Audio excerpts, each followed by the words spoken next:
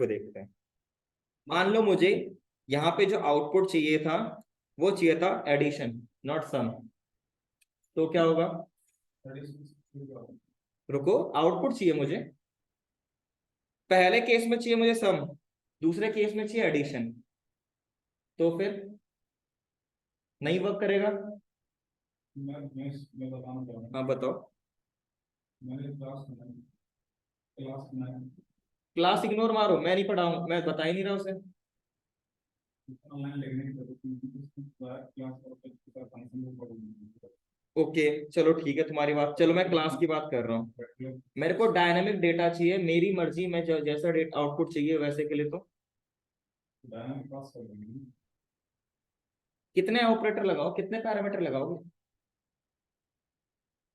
तुमने array dot find use किया है जेएस में? उसमें कॉल बैक फंक्शन क्यों था कि जेएस में ऐसा कोई बताओ जिसमें आपने पास किया होगा फंक्शन को, ऐसा कोई मेथड बताओ। शॉर्ट यूज किया था, एरे डॉट शॉर्ट, उसमें फंक्शन पास किया था, होता है।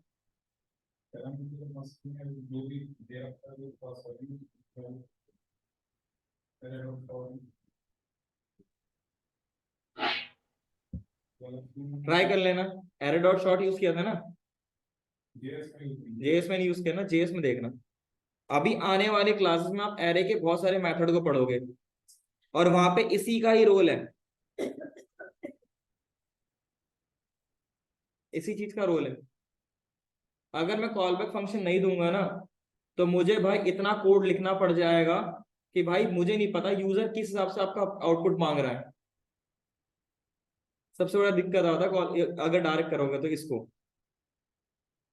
और दूसरी बात, एक बार मेरा काम पूरा हो गया, मेरे को थोड़ा ना इसको बार बार यूज करना है, हटा दो फेंक दो उसे। ये एरो फंक्शन जो डेफिनेशन है वहां पर कॉल बैक को लिखनी पड़ेगी। कॉल बैक जो डेफिनेशन दे रहा है एरो फंक्शन के तो लिखना पड़ेगा। ये तो आपका एनॉर्मस फंक्शन पास करो, एक टाइम को मुझे यूज करना, उसका फेंक दो, उसे बाहर निकाल दो, हटाओ उसे। इससे क्या नुकसान होगा भाई? ये तो रजिस्टर करके रखेगा ना बार बार, मेमोरी एलोकेट करके रखेगा ही। नहीं, मैंने आपने फंक्शन में कॉल बैक फंक्शन ठीक है, देन उसके बाद उसकी डेफिनेशन देनी होगी एरो फंक्शन के। और कोई फंक्शन होता है फंक्शन यूज नहीं भाई नॉर्मल फंक्शन। करते हाँ, मैं फ्लैट एरो फंक्शन ज्यादा यूज करता हूँ, मेरी आदत बनी हुई है। नॉर्मल फंक्शन देना वो दे दो। ये तो जब कॉल करेंगे फंक्शन तो ये तो बार बार देना पड़ेगा, फिर पहले करेंगे तो उसकी डेफिनेशन। तो एक चीज बताओ, आप एक बार में कितनी बार उसको दोगे? और हर बार मुझे डायनेमिक डेटा चाहिए। जब तक कॉल करेंगे तो जैसे डेटा चाहिए चलो ठीक है, चलो आपकी बात मानता हूं मैं। आपने बोला दिस इज परफेक्ट, ओके ठीक है, मैं आप ही का इसको लेता हूं। मैंने यहाँ पे कॉल किया कैलकुलेट को 10, 20 और मुझे यहाँ पे प्लस करना है, प्लस वाला था, लेकिन आउटपुट आउटपुट में सम की जगह एडिशन आना चाहिए। क्या करें अप्रोच भाई?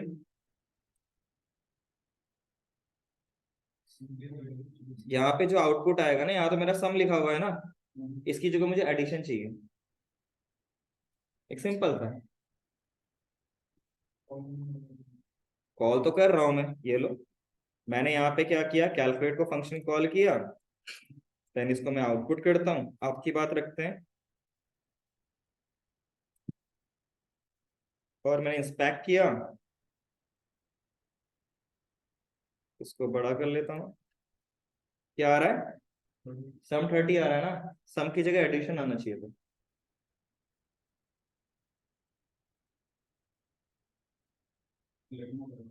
क्या लिखें बताओ, इसी में बताओ क्या लिखूं मैं, क्या लिखूं यहाँ पे? और दूसरी बार जब मैं कॉल करूँ तो मेरा सम आना चाहिए। पहली बार में अभी मैंने किया तो इसकी जगह मुझे एडिशन मिल जाए, जब मैं दूसरी बार सेम चीज को कॉल करूं तो मुझे सम मिल जाए।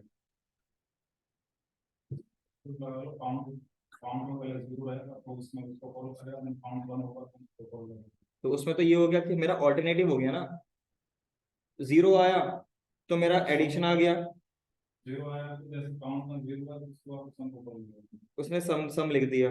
देन उसके बाद काउंट कम हुआ, हाँ, देन उसके बाद उसको चला गया एडिशन। एडिशन कर लिया। कितनी बार करूंगा मैं? और दूसरा एक और केस, भाई मेरी जरूरत बस इसकी थी, बाकी की जरूरत थी नहीं मुझे, तो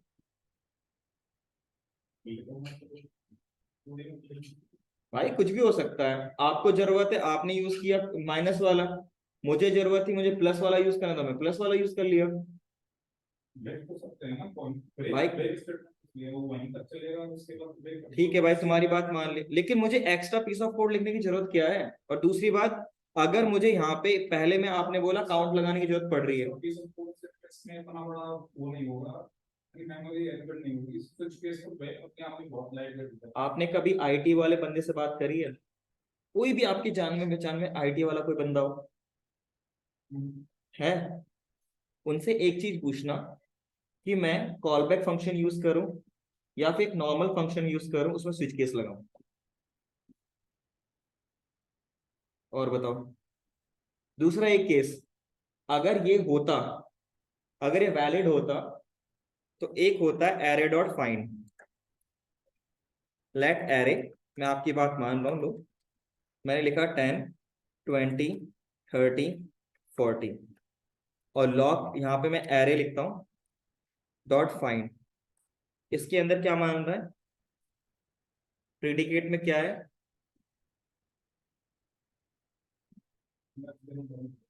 ये क्या है,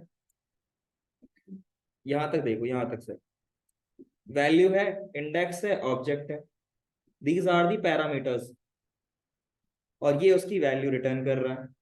और अगर इसको देखो तो ये फ्लैट एरो फंक्शन है, क्या जरूरत है इसको मांगने की?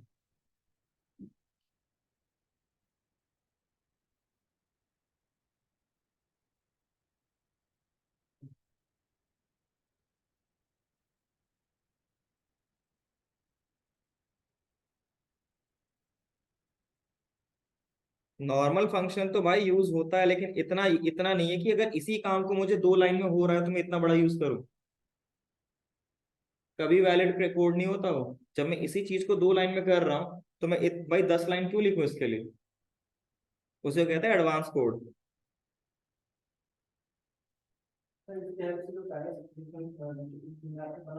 हाँ, अगर कॉल बैक फंक्शन आप बना रहे हो, कॉल बैक फंक्शन का मेनली मतलब होता है यूजर के ऊपर डिपेंडेंट, आपको जैसा आउटपुट चाहिए, जैसी कैलकुलेशन चाहिए उसमें डाल दो। बिल्कुल कर सकते हो, जैसा तुम्हें अच्छा लगे, आपकी सहूलियत के अकॉर्डिंग है भाई।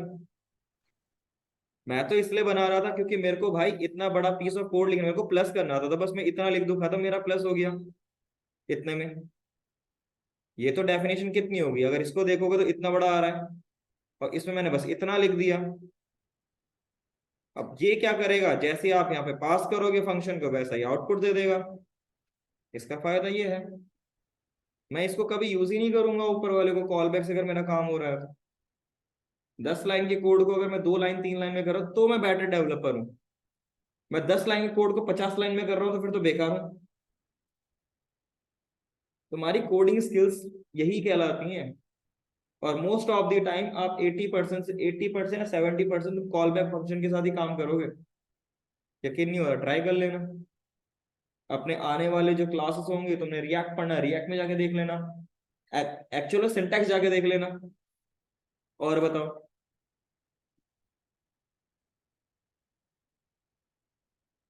और कोई डाउट भाई किसी को? क्लियर है? ऑनलाइन में क्लियर भाई? कोई ऐसा उसको ना समझ में आया हो कुछ चीजें?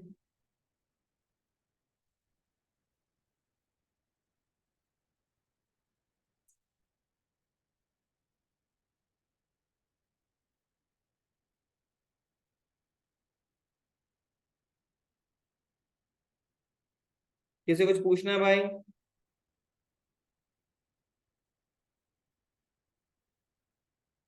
All clear? और कोई डाउट?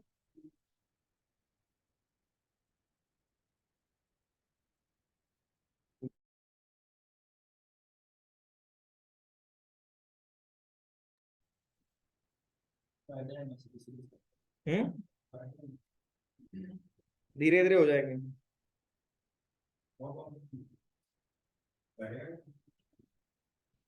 मैं मर्ज करूंगा फिर 3:30 बजे वाला बैच, इससे पहले वो खत्म होगा।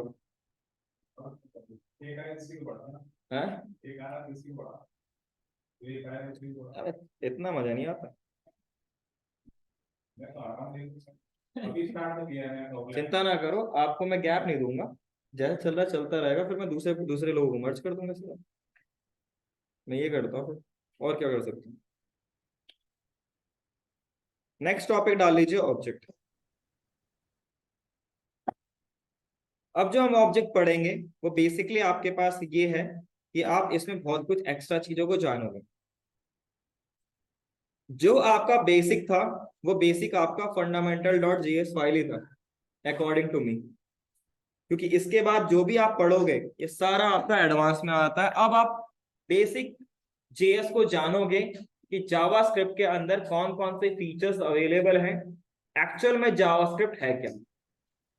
इससे पहले अभी तक आपने जो भी जाना था उसमें ये जाना था कि जावास्क्रिप्ट में कोड कैसे करते हैं। तो रहने दो, सही करवा दो। तो जावास्क्रिप्ट में कोड कैसे करते हैं, अगर आपको लॉजिक बिल्ड करना है तो क्या क्या चीजों को आपको यूज करना पड़ेगा, अभी तक बस आपने ये जाना। ओके, अब से आप जावास्क्रिप्ट के फीचर्स के बारे में या जावास्क्रिप्ट का मेन ऑब्जेक्टिव क्या है, क्या क्या चीजें उसके अंदर होती हैं, वो सब के बारे में जानो। ठीक है भाई। अब मैं यहाँ पे आपको भर भर के क्वेश्चन देता रहूंगा, जो भी मैं आपको बता रहा हूँ। अगर मैंने आपको कोई मेथड बताया तो मैं बोलूंगा कस्टम मेथड बना के लेके आओ उसका। अब वो तभी बना पाओगे जब आपने प्रीवियस कोड किया होगा तो, अदरवाइज नहीं बना पाओगे। और जो चीजें मैं अभी आपको बताऊंगा वो बहुत इंपॉर्टेंट है। इंपॉर्टेंट तो वो भी था, लेकिन वो आपको कोड करना सिखा रहा था। लेकिन अब वही चीजों को लेके अब हम आगे बढ़ेंगे और बहुत सारी चीजों को यहाँ पे देखेंगे। तो लिख लीजिएगा, पहला टॉपिक ऑब्जेक्ट, और इन सब चीज को लिखिएगा।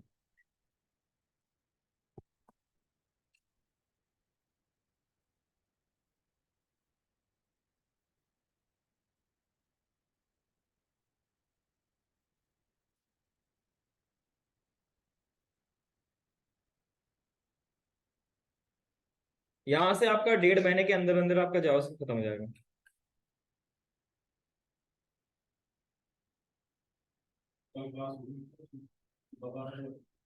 हाँ कल होगी, 9:30 बजे। 1 से 1.5 घंटे की। कल तो मैं ये देखूंगा कौन कौन आएंगे, उनका सब कुछ, चाहे ऑनलाइन ऑफलाइन, उनका आई कार्ड चेक करना, ताकि भाई ऐड भी तो करना है उन्हें, देखना पड़ेगा ना सब कुछ। सब कुछ देखना पड़ता भाई, कि भाई कोई गलत तो नहीं आ रहा है। बात वो नहीं है, सबकी बात वो जिस दिन आओगे उस दिन देखा जाएगा। 1 महीने आपका आएगा सीएसएस के आसपास चलेगा, क्योंकि मैं सीएसएस बेसिक्स टू एडवांस पढ़ाऊंगा पूरा। वहाँ पे सिलेबस, क्योंकि वहाँ पे एक्स्ट्रा होता है, सब कुछ पढ़ाऊंगा जो आपके सिलेबस में होगा उसमें। और फिर उसके बाद आपका जीएस में, जीएस तो यहाँ पढ़ ही रहे हो, तो उसके बिहाफ पे बूटस्ट्रैप और jQuery, क्योंकि बूटस्ट्रैप में सीएसएस भी यूज होता है और जीएस भी यूज होता है, दोनों यूज होता है।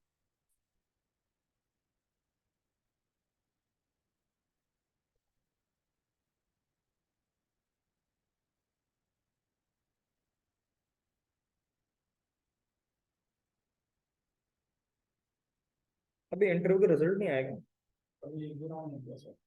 है।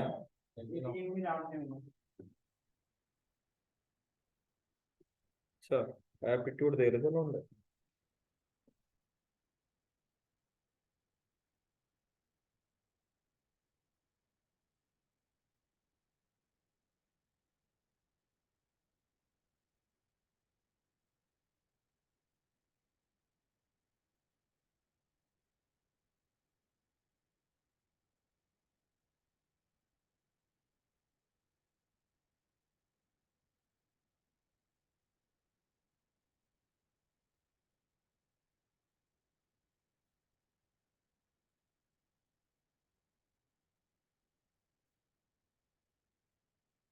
जीएस खत्म होने के बाद भाई इंटरव्यू देना चालू कर देना, तुम पता चल जाएगा तुम कितने पानी में हो और कितने दूध में।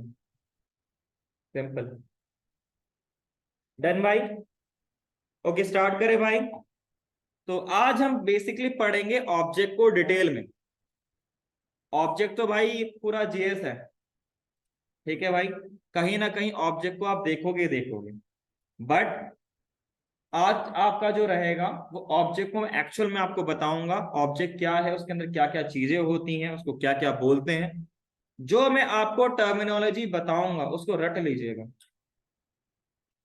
मैं इसलिए बोल रहा हूं क्योंकि कंपनी में जब इंटरव्यू देने के लिए जाओगे तो वो टर्मिनोलॉजी में बात कर लेगा। वो कभी ये नहीं बोलेगा ये जो उसके अंदर ऑब्जेक्ट के अंदर ये जो होता है साइड में लिखा हुआ होता है उसे क्या कहते हैं। वो बोलेगा ऑब्जेक्ट की प्रॉपर्टीज बताना कौन कौन सी हैं, ये बोलेगा। इसीलिए जो भी टर्मिनोलॉजी मैं आपको बताऊं उसको लिखना हो साथ साथ में लिख लीजिएगा, और उसको याद रखना हो तो साथ में याद कर लीजिएगा, क्योंकि मैं आने वाले फ्यूचर में टर्मिनोलॉजी में बात करूंगा। मैं ये नहीं बोलूंगा ये बगल में क्या है बगल में नहीं है, मैं टर्मिनोलॉजी में बात करूंगा। इसीलिए टर्मिनोलॉजी आपको याद होनी चाहिए। ओके, तो सबसे पहले हम बात करते हैं ऑब्जेक्ट की। अगर हम ऑब्जेक्ट को देखें तो object is the alternative of array, right, है ना। लेकिन जो एरे है वो ऑल्टरनेटिव है आपका ऑब्जेक्ट का। जो भी चीज आपके पास मिलती है एरे के अंदर वो इनडायरेक्टली ऑब्जेक्ट में की वैल्यू में कन्वर्ट होती है, ठीक है। बस सिंटैक्स ऐसा होता है कि आपको लगेगा कि एरे अलग है, ऐसा नहीं है। कुछ चीजों में एरे अलग है, कुछ चीजों में ऑब्जेक्ट अलग है, लेकिन जनरली दोनों का अलग अलग काम है, ठीक है। अब हम बात करते हैं ऑब्जेक्ट के बारे में। तो लेट ऑब्जेक्ट इक्वल टू में करली ब्रेसेस। अगर आपको ऑब्जेक्ट को क्रिएट करना है तो आप क्या करते हो, करली ब्रेसेस यूज करते हो। एरे के लिए क्या यूज करते थे, स्क्वायर ब्रैकेट, राइट। ओके, अब जब कभी भी यहां पे कुछ भी लिखते हो, जस्ट लाइक मैंने यहां लिखा फर्स्ट नेम और वैल्यू लिख दी जॉन, राइट, यही तो करते थे हम। तो इसको हम कहते हैं प्रॉपर्टी या लिटरल, ठीक है भाई। जो प्रॉपर्टी एंड लिटरल, अगर कोई बोलता है कि प्रॉपर्टी या लिटरल की बात करेगा तो याद रखिएगा या तो क्लास के अंदर की बात करेगा या तो ऑब्जेक्ट के अंदर की बात करेगा। जब क्लास को देखेंगे वो अलग पार्ट है, बट जनरली जब कभी भी कोई लिटरल या प्रॉपर्टी बोलता है तो ऑब्जेक्ट के अंदर जो की होती है वो उसकी बात करता है, ये याद रखिएगा, ठीक है। ढंग से बैठ जाओ भाई। क्लियर। तो भाई जब कभी भी आप कोई बोले प्रॉपर्टी की बात करे, या तो वो ऑब्जेक्ट के अंदर की बात करेगा या तो क्लास की बात करेगा। क्लास को भी हटाते हैं, अभी ऑब्जेक्ट की बात करेंगे। तो जब कभी कोई ऑब्जेक्ट या लिटरल बोले तो समझ जाना वो ऑब्जेक्ट के अंदर की प्रॉपर्टीज की बात कर रहा है। ओके, क्लियर भाई, कोई डाउट किसी को, ये आपके पास है। तो इसको हम बोलेंगे प्रॉपर्टी या लिटरल, और ये उसकी वैल्यू होगी। ओके, एक और क्वेश्चन ये राइज होता है क्या कि भाई हम क्या ओनली यहाँ पे की और वैल्यू देंगे। सिंपल सी बात है, अगर मैं कोई ऑब्जेक्ट बना रहा हूं, क्या मैं उसके अंदर हमेशा की और वैल्यू दूंगा और कुछ नहीं ले सकता। बिल्कुल दे सकते हो। आप यहाँ पे की के नाम पे फंक्शन का नाम दे सकते हो और वैल्यू के नाम पे फंक्शन की बॉडी दे सकते हो। मतलब यहाँ पे लिखा मैंने testing is the key colon, और मैंने यहाँ पे फंक्शन बना और यहाँ पे लॉक कर दिया और यहाँ पे टेस्टिंग लिख दिया। आप इसको भी दे सकते हो, ये बन जाएगी की, और ये क्या है, एनॉनमस फंक्शन। क्या है, एनॉनमस फंक्शन। अब इसको अगर आपको रन करना है तो आपको क्या जरूरत पड़ेगी, इस टेस्टिंग की जो प्रॉपर्टी कहलाता है बेसिकली। बट हम इसको ये नहीं कहते। हम अगर आपके पास कोई भी फंक्शन बना रहे हो ऑब्जेक्ट के अंदर तो हम उसको मेथड कहते हैं। तो कोई भी अगर आपको मेथड बोले तो मेथड डायरेक्टली समझ जाना वो ऑब्जेक्ट के अंदर रखे हुए फंक्शन की बात कर रहे हैं, ठीक है। ये क्लियर होना चाहिए आपको। जब आप नॉर्मल कोई फंक्शन बनाते हो तो उसको फंक्शन कहा जाता है, लेकिन जब आप कोई भी फंक्शन को ऑब्जेक्ट के अंदर बनाते हो तो उसको मेथड कहते हैं। ओके, क्लियर भाई, कोई डाउट ऑनलाइन में, क्लियर भाई। ऑनलाइन ऑफलाइन क्लियर है? कोई डाउट भाई?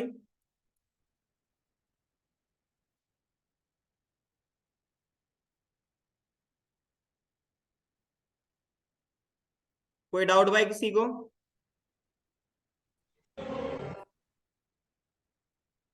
क्लियर है ना? तो ये बेसिकली आपके पास हो गया मेथड एंड प्रॉपर्टीज। मेथड का मतलब फंक्शन की बात करेगा, जो फंक्शन आप उसके अंदर बनाओगे, और प्रॉपर्टी मतलब जो नॉर्मल वेरिएबल टाइप बनाते हो आप, ठीक है, ऑब्जेक्ट के अंदर। ओके, चलो फिर आगे बात करते हैं। अब मुझे इनकी प्रॉपर्टी और मेथड को एक्सेस करना है, ठीक है, तो हम कैसे करेंगे? याद रखिएगा, प्रॉपर्टी में आप एरे, ऑब्जेक्ट ऑफ ऑब्जेक्ट, ठीक है, आप यहाँ पे बूलियन वैल्यू जो भी आपको पास करवाना सारे काम कर सकते हो। जो यहाँ पे वैल्यू पास करोगे ना, इसकी बात कर रहा हूँ। यहाँ आपका नंबर, स्ट्रिंग, बूलियन, अनडिफाइंड, नल, ठीक है। इवन दो आप यहाँ पे सिंबल को ट्राई करना चाहो कर सकते हो, लेकिन वो क्या है वो बाद में देखेंगे उसे। आप यहाँ पे इसमें ऑब्जेक्ट पास कर सकते हो, आप यहाँ पे एरे को ही पास कर सकते हो। ओके, अब हम बात करते हैं कि भाई इसको एक्सेस कैसे करें। तो हमारे पास ऑब्जेक्ट के अंदर रखी हुई प्रॉपर्टी या मेथड को एक्सेस करने का तरीका दो होता है। पहला होता है आपका डॉट, और दूसरा होता है स्क्वायर। ठीक है भाई, चलो जी दोनों को समझते हैं। तो मैंने यहां पे लिखा लॉग, और यहां लिखता हूं मैं ऑब्जेक्ट डॉट फर्स्ट नेम। ठीक है भाई, तो आउटपुट में क्या आएगा आपका? मैंने यहां पे आई गेस ऑब्जेक्ट नहीं लिखा था। क्या आ रहा है? जॉन आ रहा है। परफेक्ट है, कोई दिक्कत की बात नहीं है। दूसरे केस में मैंने क्या करना है, मेरे को भाई इस फंक्शन को चलाना था। देखो याद रखना, इसका एग्जीक्यूशन वैसा ही होता है जैसे नॉर्मल फंक्शन का होता है, बट आगे आपको बताने के लिए भाई किसके अंदर है, ऑब्जेक्ट के अंदर है। तो आपको लिखना पड़ेगा ऑब्जेक्ट डॉट आपके पास टेस्टिंग। ओके, क्लियर भाई? ये आपका होगा। कल को कोई एक ने पूछा था मुझे एरे से रिलेटेड, कि कल को अगर मैंने यहाँ पे एरे बनाया तो मैं उसको कैसे एक्सेस करूंगा। नाम से ले लिया, नाम से एक एरे बना लिया, इसमें 10 और 20 पास कर लिया, 10, 20 पास कर लिया। अब मुझे इसको एक्सेस करना है, तो सिंपल है, आपको पहले लिखना पड़ेगा, मैं लॉग के अंदर लिख लेता हूं क्योंकि आउटपुट आ जाएगा, ऑब्जेक्ट डॉट नम्स। ये तो आपने वेरिएबल को, प्रॉपर्टी को एक्सेस करने के लिए किया। अब ये क्या है? ये आपका एरे है, तो स्क्वायर ब्रैकेट के 0। ठीक है भाई, जो एक्सेस करने का तरीका है वो ही रहेगा, बट यहाँ पे आपने आगे क्या लगाना है, जो भी ऑब्जेक्ट का नाम है और डॉट। कुल, कोई डाउट भाई? ऑनलाइन में क्लियर? ऑनलाइन में क्लियर? कोई ऐसा हो जिसको कुछ समझ में ना आया हो?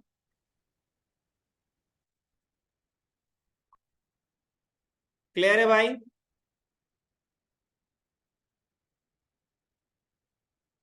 All clear?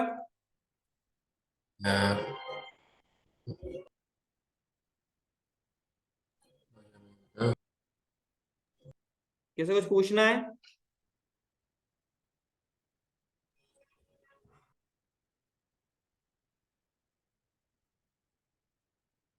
हाँ, मैं कह रहा हूँ वो है इसमें वो अपना पार्टिकुलर इंडेक्स कोई पास किया है वो किसने डाला किसी और को पास करना हो। पार्टिकुलर किसी को दे सकते हैं वो पूरा एरिया की फ्रंट पर पूरा एरे को प्रिंट करना, वो कर लो, परफेक्ट है, उससे कोई दिक्कत नहीं। मैं तो पर्टिकुलर इंडेक्स की वैल्यू कर रहा था यार। आप एरे को भी लगा सकते हो, आपको दिक्कत नहीं होगी। सर इसमें स्ट्रिंग का भी इंडेक्स बिल्कुल हो जाता है, मैं यहाँ पे 0 लिख देता हूँ, क्योंकि अगर आप इसको देखोगे तो जब आपका प्रिंट हुआ था तो उस केस में ये कैसे आएगा, ये भी स्ट्रिंग फॉर्मेट में होता है। ठीक है, ऑल क्लियर? कोई डाउट भाई किसी को? ऑनलाइन में क्लियर है ना?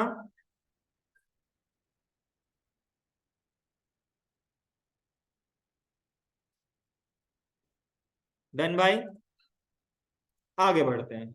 अब मुझे इसी चीज को अगर स्क्वायर ब्रैकेट से करना हो तो मैं डेफिनेटली कर सकता हूँ, ठीक है। आज मैं आपको एक और पॉइंट बताऊंगा कि क्यों मैं इसको स्क्वायर ब्रैकेट से यूज करते डायनेमिकली, ठीक है। तो इसको मैंने क्लोज किया। मेरे को पहले वैल्यू को गेट करना है, फर्स्ट नेम को, तो मैं कैसे करूंगा, लॉक किया ऑब्जेक्ट स्क्वायर ब्रैकेट में फर्स्ट नेम, आउटपुट में क्या आ गया, जॉन आ गया, परफेक्ट, सही चल रहा है।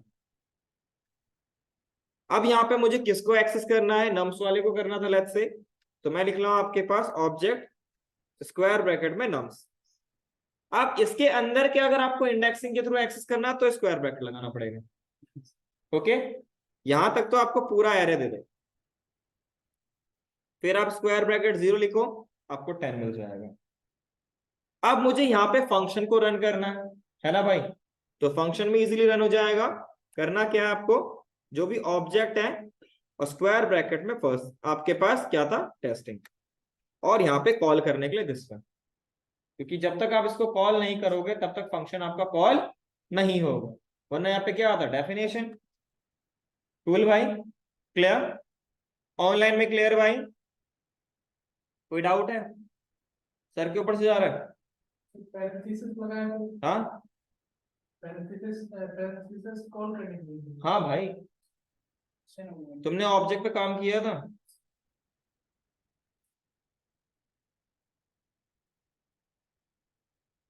क्लियर है यहाँ तक। अब इसके बाद नेक्स्ट चीज की बात करते हैं। देखो जरूरी थोड़ना है कि मैं की का नाम यहाँ पे डायरेक्ट दूंगा, मैं यहाँ पे नाम दे सकता हूँ कुछ इस तरीके से, डबल कोड फुल नेम, और यहाँ पे लिख दिया मैंने जॉन डो, ऐसे भी लिख सकता हूँ।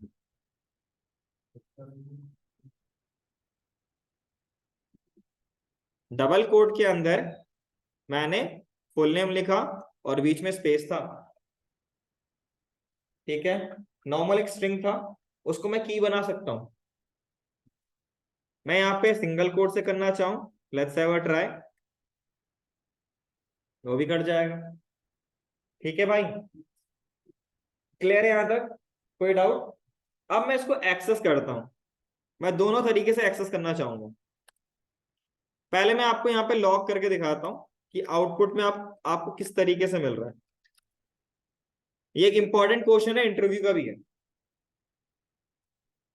क्या मिल रहा है, फुल नेम में गैप आ रहा है ना भाई, यहाँ पे तो कोई दिक्कत नहीं आ रही। चलो एक्सेस करते हैं फिर, लेट्स हैव अ ट्राई। तो मैंने यहाँ पे क्या किया, इसी में नीचे लिख लेता हूँ, log object dot full name, यहाँ पे एरर आ जाएगा, क्योंकि जब आप डॉट के थ्रू एक्सेस करना चाहते हो तो आपको यहाँ पे कोई भी गैप नहीं होना चाहिए, आपके पास स्पेस नहीं होना चाहिए। क्या नहीं होना चाहिए, स्पेस नहीं होना चाहिए भाई, क्लियर भाई, ऑनलाइन में क्लियर।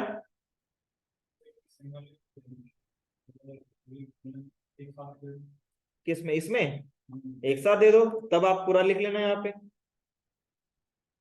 आपको कोई दिक्कत नहीं आएगी, आपको कोई दिक्कत नहीं है, लेकिन स्पेस दिया आपने, यहाँ तो वैलिड है, यहाँ तो वैलिड है। लेकिन अगर आप इस तरीके से अगर काम करोगे और इसे एक्सेस करना चाहते हो तो यहाँ पे ये इनवैलिड है।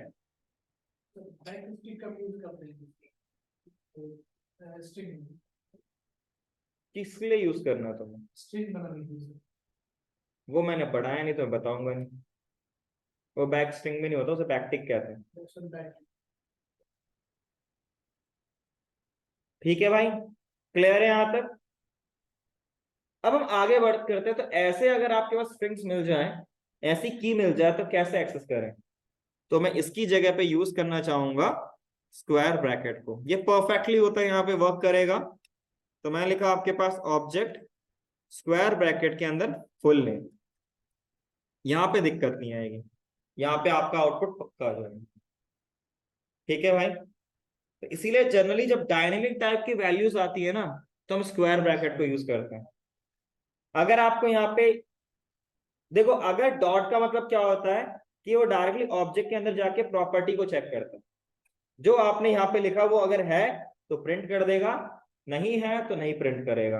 बट जो आपका स्क्वायर ब्रैकेट होता है ना, ये क्या करता है, इसके अंदर कुछ भी पास करो, वेरिएबल पास कर दो, तो पहले वेरिएबल की वैल्यू कैलकुलेट होगी, जो वैल्यू आएगी ना उसको यहाँ पे चेक किया जाता है एज अ की के पास।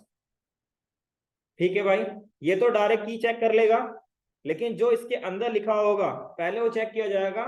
वो वेरिएबल तो पास नहीं किया आपने, अगर वेरिएबल पास किया है तो पहले उसे उसकी वैल्यू गेट होती है।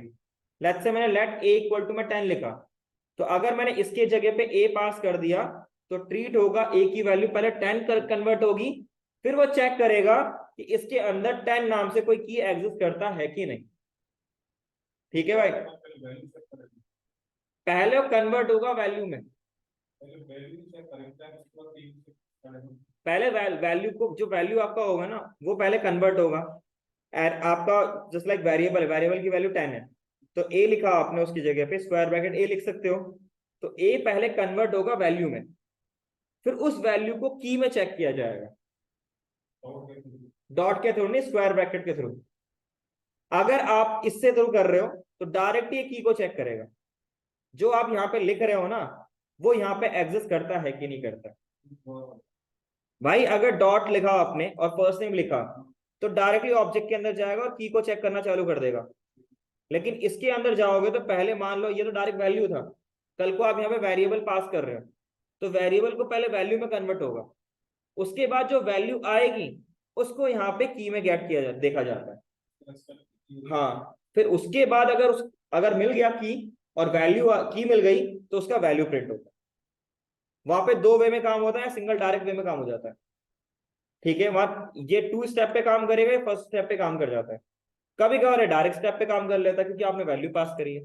सर ये ऑब्जेक्ट को हम जब ऑब्जेक्ट को फर्स्ट में दे रहे हैं, हम्म, वो की को चेक कर रहा है ना, पहले की को चेक करेगा, वो डायरेक्ट की को चेक करेगा, की को मिलती है ना। जरूरी थोड़ा है। फॉर इन लूप में हमने डॉट की लिखा था या स्क्वायर ब्रैकेट लिखा था, क्यों लिखा था,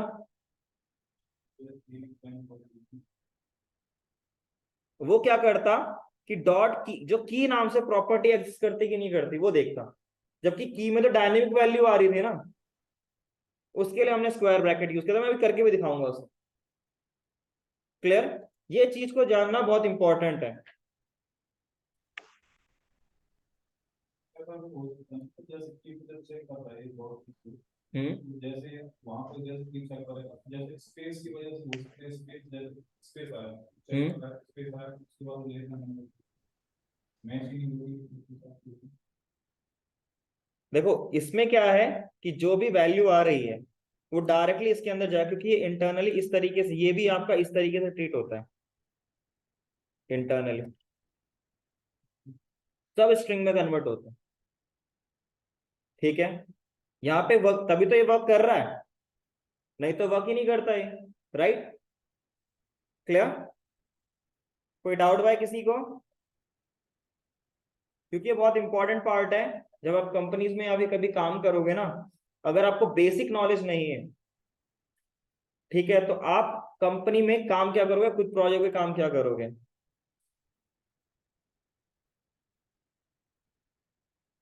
ऐसा कुछ नहीं है भाई, कोड्स लगाना चाहो आप, वेरिएबल को पास करना चाहो वो कर सकते हो। ठीक है आदित्य, यहां तक क्लियर है, कोई डाउट है किसी को, इसको लिखना हो तो लिख सकते हो, देन आगे बढ़ेंगे। क्योंकि अभी तक तो आपने कोडिंग सीखा था, कोडिंग कैसे करते हैं, अब एक्चुअल में जानोगे जब आप कोड करोगे, तो जब कभी भी कुछ भी कोड कर रहे हो तो बिहाइंड द सीन्स कैसे वर्क कर रहा है उसके बारे में। और ये बहुत छोटे छोटे पॉइंट्स हैं, इसी को जानोगे तो आपको रिएक्ट में कभी दिक्कत नहीं आएगी, चाहे आपको प्रोग्रामिंग आती हो या ना आती हो, कोड करना आता हो नहीं आता हो, लेकिन अगर इस सब की नॉलेज होगी और थोड़ा बहुत आपने कोड किया होगा तो रिएक्ट में आप काम कर लोगे।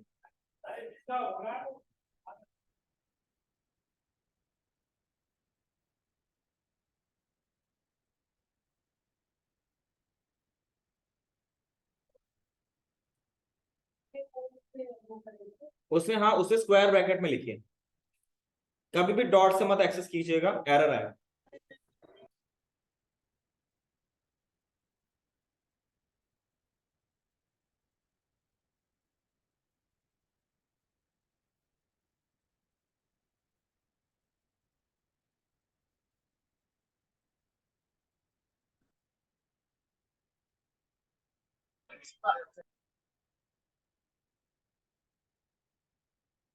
तो आपने जो रिटर्न बताया था उसका केवल की को बोलेंगे या फिर उसके अंदर भी पूरे वैल्यू? की को।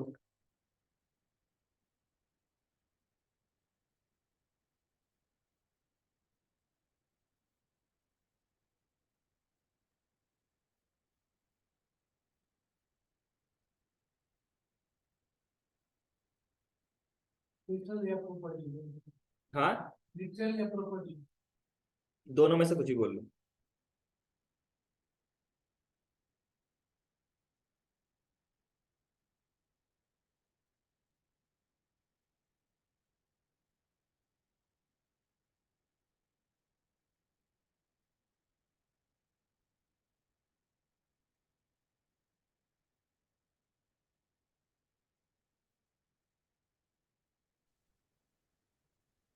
डन भाई।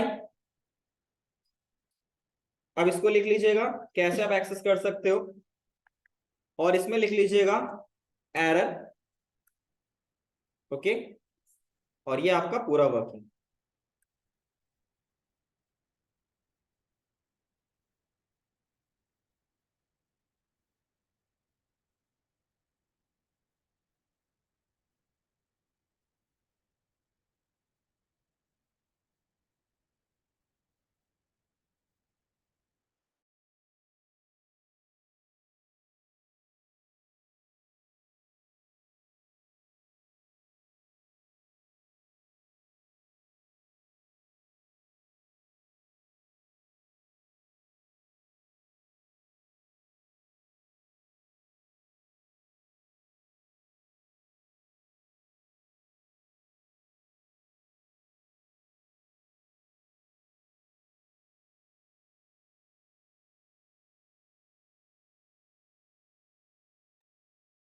ऐसा कोई है जिसने अभी तक कोड भी ना किया हो, कुछ भी कोड ना किया हो? कोई है ऐसा?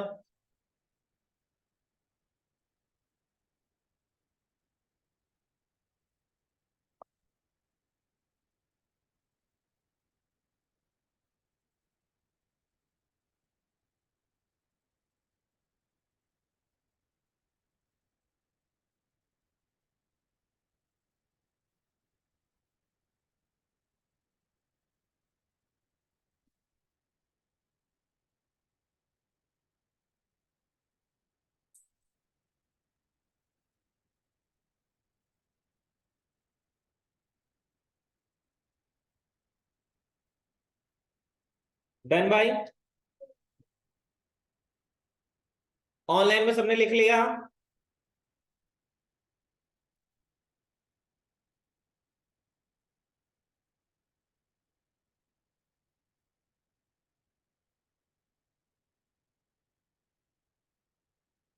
डन। तो याद रखिएगा, ऑब्जेक्ट के अंदर कुछ भी आपके पास मिलता है जिसमें की और वैल्यू आ रही है उसे प्रॉपर्टी कहेंगे, और जहां कहीं भी आपको फंक्शन नजर आए तो मेथड कहेंगे। ये चीज हमेशा याद रखना। अगर आपको ऑब्जेक्ट की वैल्यू को एक्सेस करना है तो आप कैसे करोगे? या तो स्क्वायर ब्रैकेट की मदद से, या तो डॉट की मदद से। जनरली स्क्वायर ब्रैकेट की मदद से हम डायनेमिक वैल्यूज को गेट करने के लिए करते हैं, और डायरेक्टली एक्सेस करना हो तो डॉट यूज करते हैं। ओके, ये याद रखिएगा।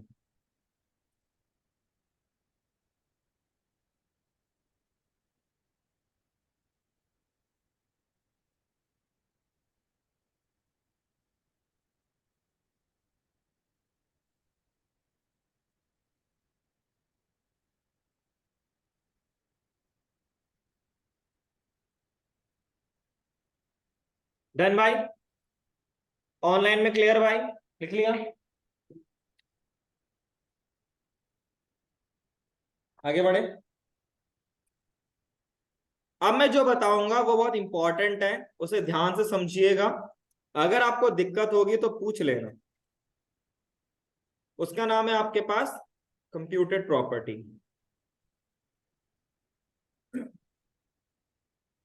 लेट आपके पास एक ऑब्जेक्ट है, ठीक है भाई। मैंने यहां पे लिखा की, और इसके अंदर लिख दी मैंने वैल्यू, लेट से। और मैं इसको लॉक करके दिखाता हूं आपको ऑब्जेक्ट को, की इज दी प्रॉपर्टी और उसकी वैल्यू क्या है, वैल्यू है। आपको ये मिल रहा है, परफेक्ट है, कोई दिक्कत की बात नहीं है। अब मुझे क्या करना है, मैंने यहाँ पे एक वेरिएबल बनाया, लेट ए बनाया इक्वल टू 10। देखो अगर मैं चाहूं, अगर मैं इसकी जगह पे ए लिखता हूं तो अब क्या आएगा की, और ए की वैल्यू क्या होगी, 10 होगी। परफेक्टली आपका आ गया। ठीक है, चलो फिर अब मुझे ऐसे नहीं करना है। मैं चाहता हूं जो ए की वैल्यू है वो बन जाए की, जो ए की वैल्यू है वो बन जाए की, और वैल्यू का वैल्यू रहे। ओके, बट अगर मैं इसको ऐसे लिखूंगा तो आउटपुट देखिएगा। ठीक है, जो ए बनाया वो आपका की बना है और वैल्यू तो वैल्यू है। बट करना क्या था, जो वैल्यू इसके अंदर जो वैल्यू है जो 10 है उसको मुझे की बनाना था। ठीक है, तो अगर आपके पास कोई वेरिएबल है उसके अंदर की वैल्यू को अगर आपको ऑब्जेक्ट की बनानी है तो आप यहां पे यूज करोगे कंप्यूटेड प्रॉपर्टीज वाला सेक्शन। करना क्या है, बस इसको आपको स्क्वायर ब्रैकेट बनाना, बस इस सिंटैक्स को बहुत ज्यादा यूज करोगे आप, हद से ज्यादा। ठीक है भाई, क्लियर, कोई डाउट भाई? अगर आप स्क्वायर ब्रैकेट बना दोगे तो कंपाइलर क्या करेगा, अभी ऊपर देखा था हमने स्क्वायर ब्रैकेट बनाने से क्या होता है, पहले उसके अंदर की जो वेरिएबल की वैल्यू है उसे इवेलुएट किया जाएगा। ठीक है, और बाद में ये उस वैल्यू को एज अ की बना देगा, है ना भाई? ऊपर देखा था, वही काम ये कर रहा है, और आउटपुट में आपको क्या मिल रहा है, 10 और वैल्यू। अगर आप ऐसे लिखते हो तो परफेक्ट है, यहां पे आपको लिखने की जरूरत कुछ नहीं है। मैं स्क्वायर ब्रैकेट, क्योंकि ये बाद वाली वैल्यू को पहले इवेलुएट करेगा देन आपकी की में असाइन करता है, राइट? बट अगर आप इसको देखोगे तो यहां पे तो भाई ये तो बाद में होना चाहिए ना। स्क्वायर ब्रैकेट की मदद से ये बोलेगा पहले इसकी वैल्यू को भी इवेलुएट करो, देन जो वैल्यू आएगी, जो आउटपुट वैल्यू आएगा, फाइनल वैल्यू, उसको की बनाना, देन आपको यहां पे की मिलता हो। Okay, clear? क्या समझ में नहीं आया पहले ये बता पहले। से आपने वैल्यू वैल्यूएट करने की बोला था, पहले कौन सा वैल्यू भाई ये भी होगा और साथ में ये भी इवेलुएट होगा। वो नहीं सब इसकी वैल्यू इवेलुएट होगी और ये भी तो होगा इवेलुएट पहले। उसके बाद मान ले ये वैल्यू तेरी इवेलुएट हो गई, उसके बाद यहां गया, पहले इसकी इवेलुएट करी वैल्यू, जो आउटपुट आया उसको की बना दी। क्लियर, कोई डाउट? कोई डाउट है भाई? तो अगर आपको लगता है, इसको हम बहुत ज्यादा यूज करते हैं ऑब्जेक्ट के अंदर डायनामिक की बनाने के लिए, हम इसको बहुत यूज करते हैं। ठीक है, सबसे ज्यादा यूज करते हैं हम इसको, और रिएक्ट में तो हद से ज्यादा यूज करते हैं। जहां कहीं पर भी फॉर्म की बात आती है, डायनेमिक फॉर्म की वैल्यू गेट करने के लिए इसको बहुत ज्यादा यूज किया जाता है, हद से ज्यादा। क्लियर, चलो फिर इसके बाद है प्रॉपर्टी वैल्यू शॉर्ट हैंड। अब इसका मतलब क्या हुआ, जो मैं बताऊंगा उसे ध्यान से समझना, फिर बाद में मत बोलना सर समझ में नहीं आया। ठीक है, मान लो मेरे पास यही है, मैंने इसको कॉपी किया, इसको मैंने आउटपुट किया। अभी फिलहाल के लिए यहाँ पे ए है और यहाँ पे मैंने लिख दिया ए। अब क्या होगा, यहाँ पे क्या होगा, ए की वैल्यू 10 हो जाएगी यहाँ पे, और ए नाम की बनेगी, उसमें असाइन हो जाएगी, है ना? यही तो हुआ। अब मैं इसको एक ही लिख देता हूं, बस ए। अब देखना ये क्या करेगा, सेम एज इट इज यही काम करेगा जो आपने यहां पे किया था। ये उसका शॉर्ट फॉर्म है।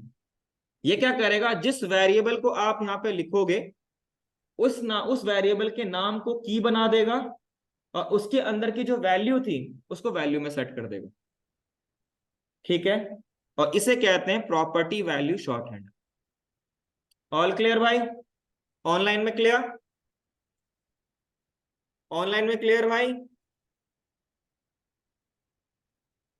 भाई एक ही रिप्लाई कर रहा है, बाकी कोई रिप्लाई नहीं कर रहा है।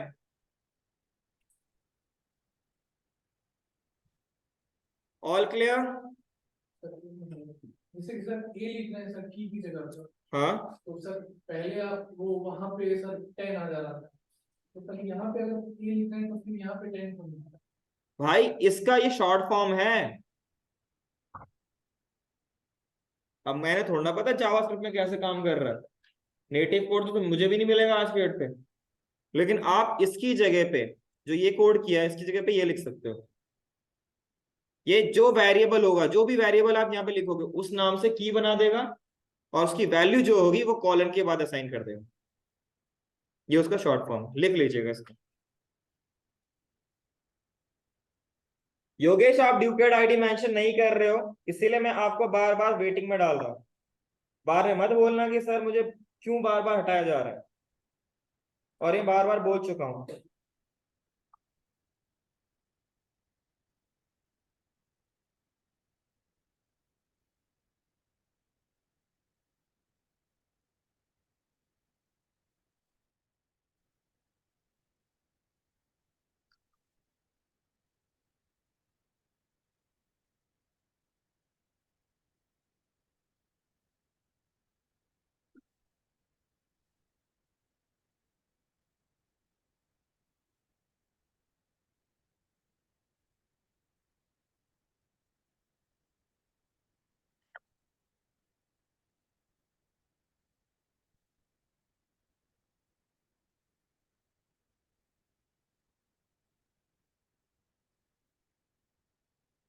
यहाँ नहीं डालते भाई।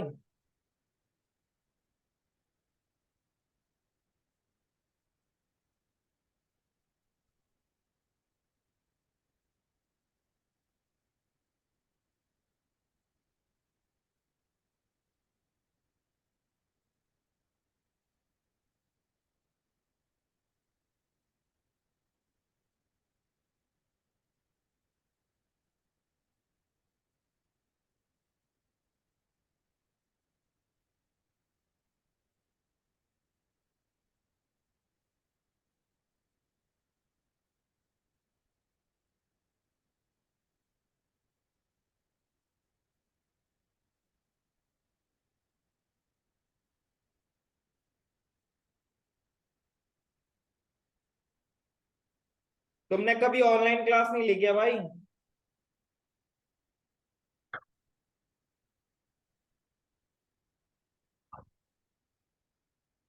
कौन से बैच में थे आप पहले?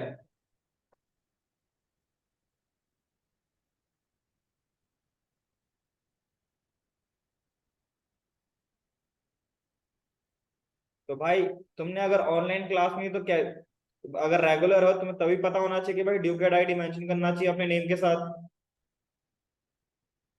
बाकियों ने भी तो कर रखा अपने नेम के साथ मेंशन, पार्टिसिपेंट में जाके चेक करो।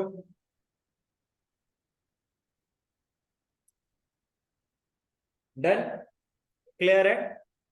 ये तो हो गया computer property and property value shorthand. बहुत यूज होता है इन दोनों का। ठीक है भाई, चलो जी आगे बढ़े। इसको क्लोज किया। अब हम बात करते हैं प्रॉपर्टी नेम लिमिटेशंस। अगर मैं प्रॉपर्टी का नाम लिख रहा हूं तो उसकी कुछ लिमिटेशंस भी तो होंगी ना भाई। सिंपल है। अगर मैं प्रॉपर्टी बना रहा हूं कोई भी, जो उसका नाम होगा उसकी लिमिटेशंस भी तो होंगी, है ना भाई? क्लियर? तो क्या लिमिटेशंस हो सकती हैं? चलो पहले ये बताओ, अगर मुझे कोई भी नेम बनाना है, वेरिएबल का नेम, तो क्या क्या लिमिटेशंस है उसकी? चलो आपसे स्टार्ट करते हैं, बताओ क्या फायदा फिर आपका, बताओ आप। सबसे छोटी सी चीज ही नहीं पता आपको, क्या फायदा फिर? ये तो फिर नील बट्टे सन्नाटा है आपके लिए। चाहे कितनी बारी पढ़ लो फिर समझ में आएगा ही नहीं। आपने लिखा था, लिखा था, हाँ या ना? देख के बताओ।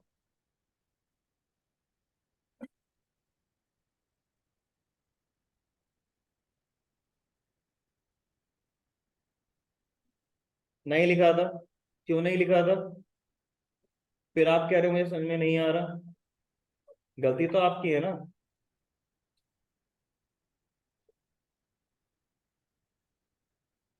बता भाई, प्रॉपर्टी नेम सॉरी वेरिएबल का जो नेम का लिमिटेशन होता है क्या क्या होता है? नंबर से स्टार्ट नहीं कर सकते, कि स्टार्ट कर सकते हैं? नहीं कर सकते। ओके। और तो इससे अगर डिलीट के बाद नहीं करो तो उसके बाद डॉलर अंडरस्कोर का फिर इसका यूज नहीं करो। ओके, और कीवर्ड का यूज नहीं कर सकते, और वो तो लिमिटेशन लिमिटेशन में नहीं आता।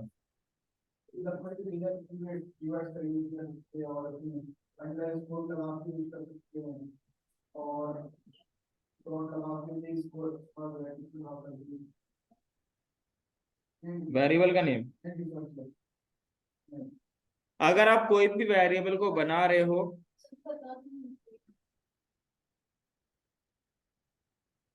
तो फिर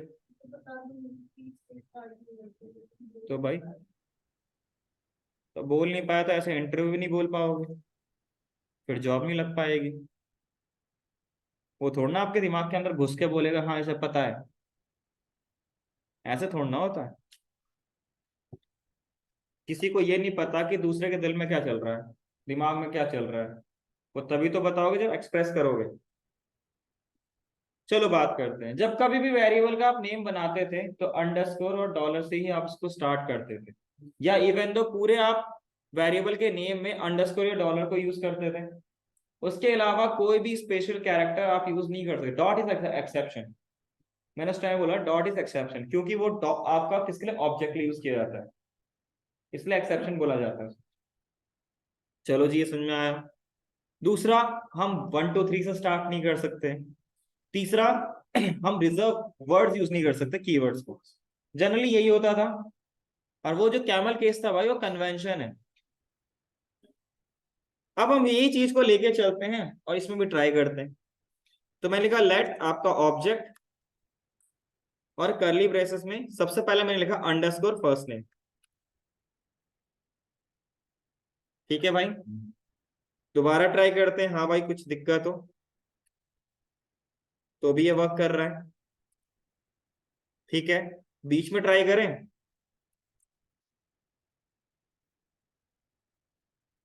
तो भी कोई एरर नहीं आ रहा।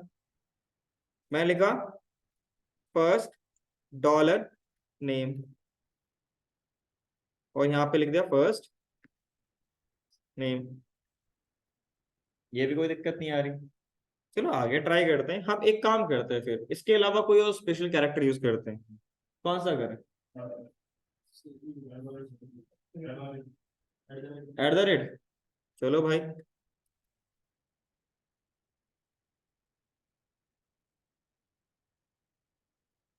एरे आ गया, एरर आ गया। चलो एक काम करते हैं, फर्स्ट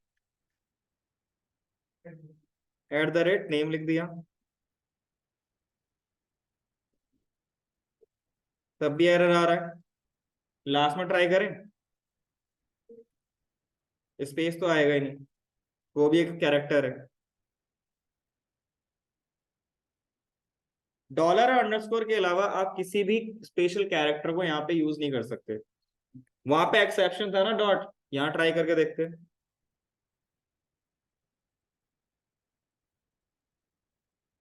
यहाँ पर भी एरर आ रहा है।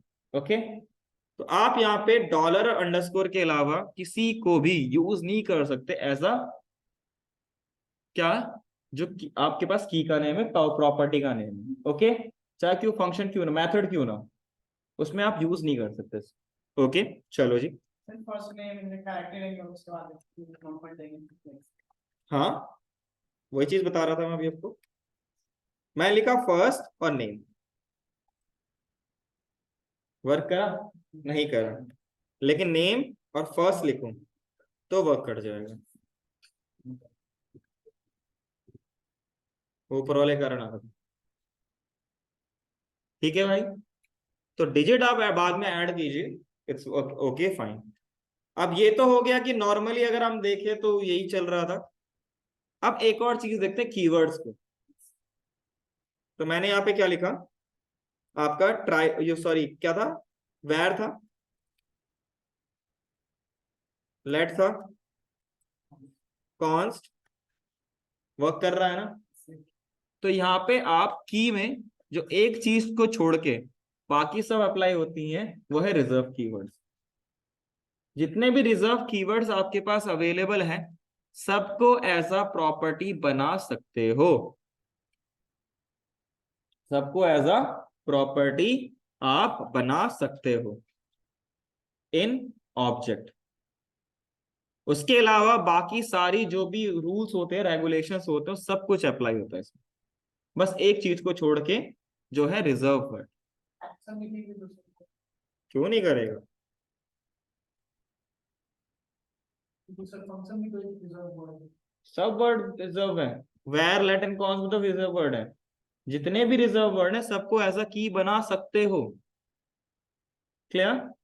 तो आप यहाँ पे जब कन्वेंशन की बात करें इसके, तो बस एक चीज को छोड़ के बाकी जितने भी आपके पास रिजर्व कीवर्ड्स हो गए वो सब बना सकते हो आप। एक चीज को छोड़ के, वो आपका आपका क्या था, रिजर्व कीवर्ड। इसमें डायरेक्टली आप यूज कर सकते हो, उसके नेम को यूज कर सकते हो। बाकी जो नेमिंग कन्वेंशन, नेमिंग का रूल था वो सारे फॉलो होते हैं, बस एक चीज को छोड़ के। ओके, क्लियर भाई? कोई डाउट किसी को? तो ये लिख लीजिएगा, ठीक है? ठीक है, यहाँ पे आप सारे रूल्स एंड रेगुलेशंस यूज कर सकते हो वेरिएबल का। All rules are applied, all rules are applied of variables in object properties, naming, except reserve words। अगर आप प्रॉपर्टी की नेमिंग कर रहे हो तो बस आपका सारे जो रूल्स होते हैं वेरिएबल्स को सारे अप्लाई होते हैं एक्सेप्ट एक का, जो कि क्या है, रिजर्व वर्ड्स वाला। ठीक है, बाकी सारे अप्लाई होते हैं। क्लियर? कोई डाउट? ऑनलाइन में क्लियर भाई?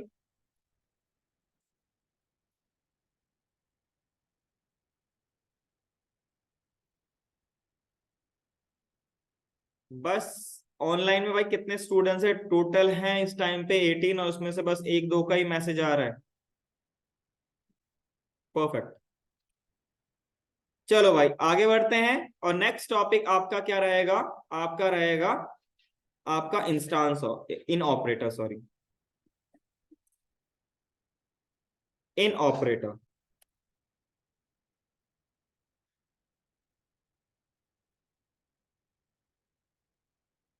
देखो अगर मान लो कभी कभार सिचुएशन ऐसी आ जाए कि आपको चेक करना हो कि भाई ऑब्जेक्ट के अंदर ये प्रॉपर्टी एग्जिस्ट करती है कि नहीं, राइट?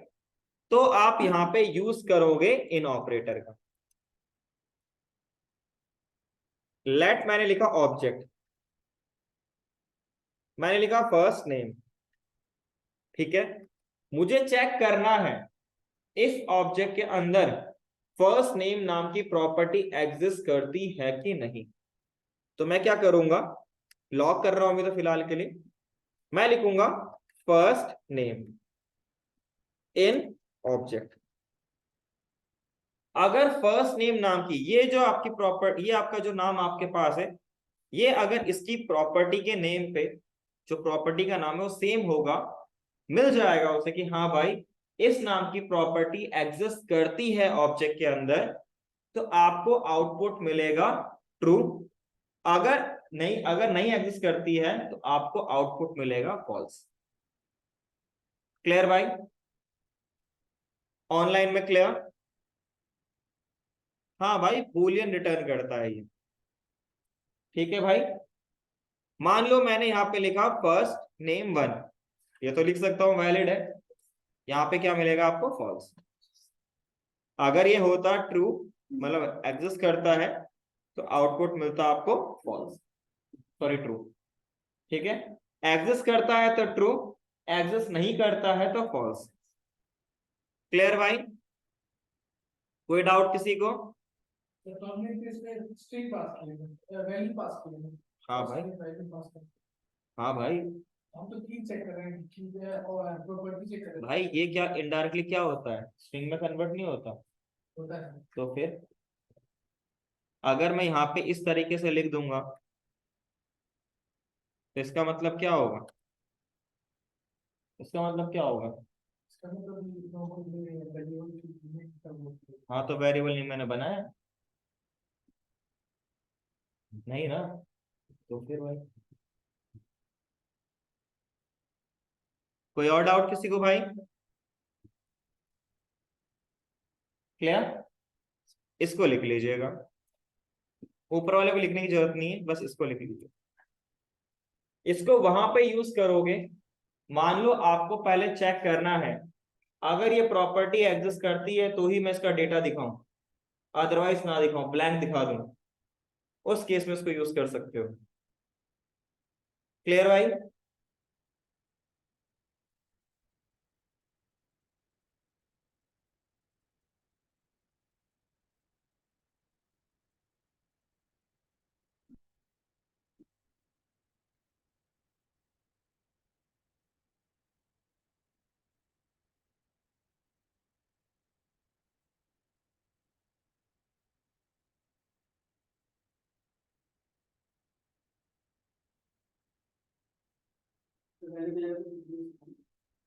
किसकी जगह? सर इसकी जगह पे?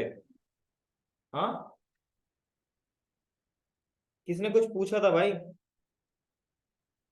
सर ये यहाँ से इसकी वैल्यू का पता कर सकते हैं कि वो ऑब्जेक्ट ऑब्जेक्ट में एग्जिस्ट करती है कि नहीं करती नहीं भाई, किसी। नहीं, ओके सर। ये only for checking the key है।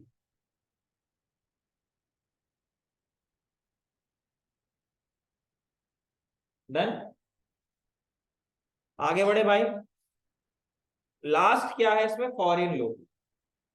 अगर आपको ऑब्जेक्ट को आइटरेट करना है, एक वैल्यू दूसरी वैल्यू को गेट करना है, तीसरी वैल्यू गेट करना है, की वैल्यू गेट करनी है, तो आप यहाँ पे यूज क्या करोगे? फॉरिन लूप का। फॉरिन लूप के अलावा आप यहाँ पे कोई और यूज नहीं कर सकते, ऑब्जेक्ट के लिए तो फॉरिन लूप ही है। ठीक है? एक और तरीका होता है जिसे कहते हैं ऑब्जेक्ट डॉट एंट्रीज। ठीक है? वो पहले कन्वर्ट करता है की और वैल्यू को एरे में, और देन आप फॉर ऑफ यूज कर सकते हो, नॉर्मल लूप यूज कर सकते हो। ओके, चलो फिर वो आपका बाद में बताऊंगा मैं। सेव किया, इसी को मैं कॉपी कर लेता हूं, और मुझे अगर इनको एक्सेस करना है, की वैल्यू को एक्सेस करना है, तो मेरे पास एक ही ब्रह्मास्त्र है, फॉर इन लूप। ठीक है भाई? लॉक किया की, सेव करोगे, आगे सारे कीज है ना, इससे रिलेटेड मुझे वैल्यू चाहिए, तो अब मैं यहाँ पे डॉट यूज करके दिखाता हूं आपको, ऑब्जेक्ट डॉट की।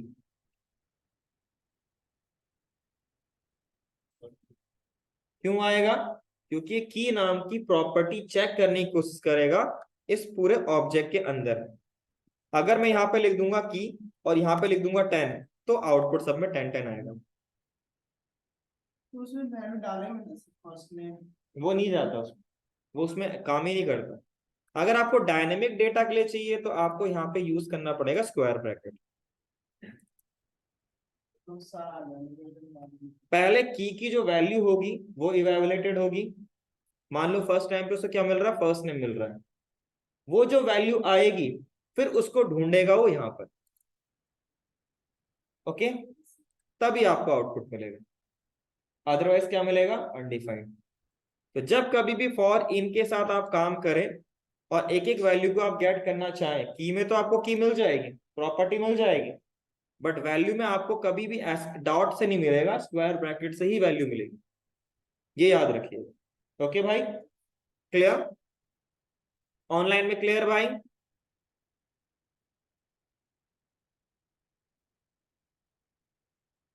ऑनलाइन में क्लियर?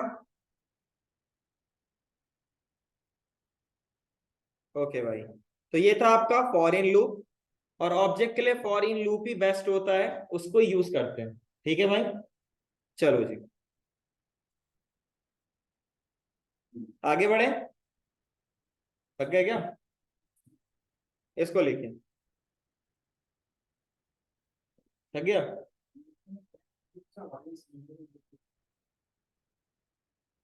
सर जहाँ को ऑब्जेक्ट नाम कोई और नाम दे सकते हैं ऑब्जेक्ट, कुछ भी, लेकिन वो ऑब्जेक्ट होना चाहिए।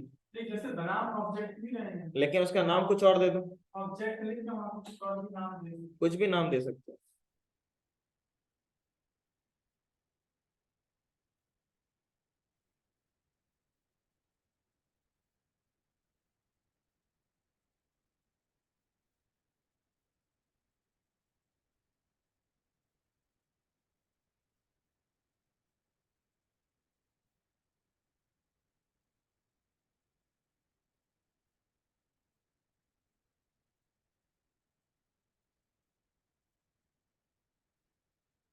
आज कोई ऐसा तो नहीं इसके बाद किसी क्लास हो?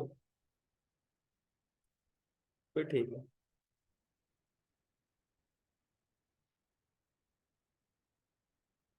नहीं भाई, थोड़ा बहुत एक्स्ट्रा पढ़ा देना चाहिए, टाइम जल्दी खत्म हो जाएगा वरना फिर लटका रहोगे। तुम्हारे क्वेश्चन ऐसे अजीब गरीब रहते हैं, तो भाई उसमें टाइम तो खींचेगा खींचेगा। क्वेश्चंस के लिए अलग क्लास लेंगे, क्वेश्चंस के लिए अलग क्लास। फिर तो उसमें टाइम नहीं खींचेगा, उसके लिए मेरे पे टाइम ही नहीं है।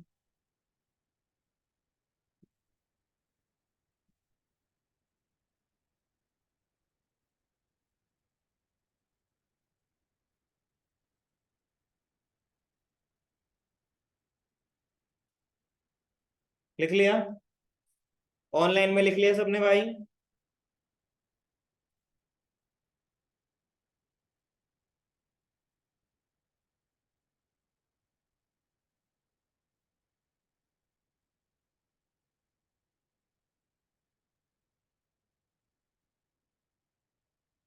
चलो फिर आगे बढ़ते हैं। सबसे पहले हम अभी टॉपिक पढ़ेंगे, there are two types of data type. एक होता है प्रिमिटिव टाइप और एक होता है रेफरेंस टाइप। तो सबसे पहले अभी हम इसको स्टडी करते हैं, देन आगे पढ़ेंगे। ओके, तो मैंने लिखा है यहां पे, पहले आप प्रिमिटिव टाइप को देखते हैं।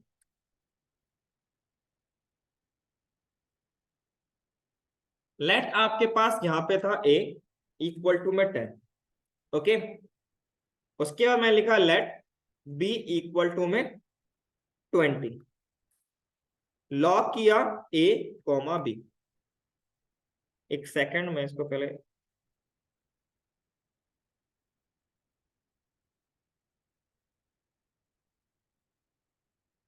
हैं।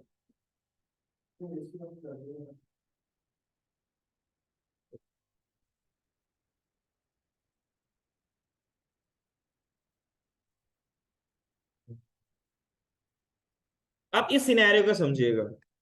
आपने लिखा लेट a इक्वल टू में 10, तो 10 क्या होगा, उसको स्पेस मेमोरी एलोकेट होगी, एक बॉक्स बनेगा लेट्स, उसके अंदर वैल्यू चलेगी 10।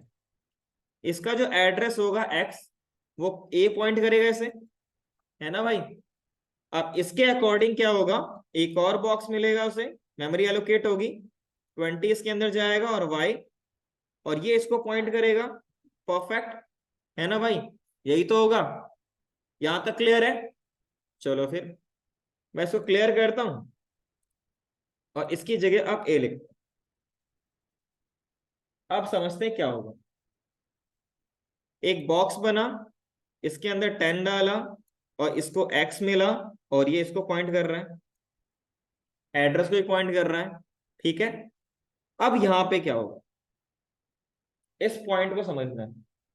अगर आप इस पॉइंट को देखोगे तो इसकी जगह आएगा पहले 10, मतलब a की वैल्यू पहले इवेलुएट होगी, क्या हुई 10।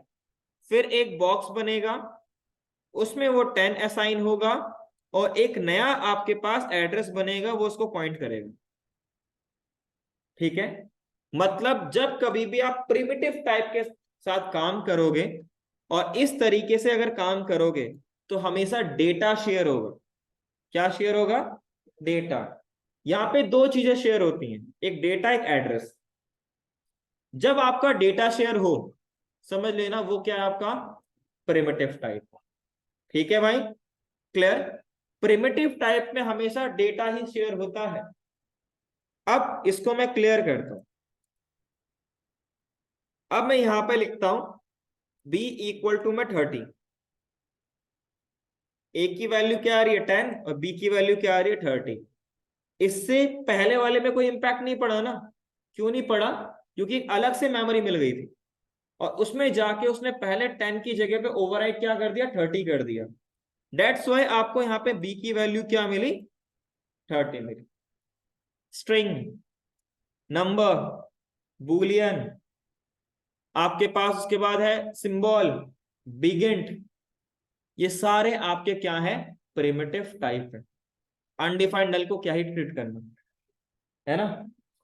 ये ट्रिक होता है BBNSS यूज करते हैं प्रिमिटिव ना बीबी, बूलियन हाँ बूलियन उसका से सिंबल हाँ, स्ट्रिंग, स्ट्रिंग हाँ, एन फॉर नंबर, नंबर हाँ, और बी फॉर बिगिंट। तो शॉर्ट हैंड में बोल रहा है U for undefined, N for null. उसको क्या ही ट्रेड करोगे तुम?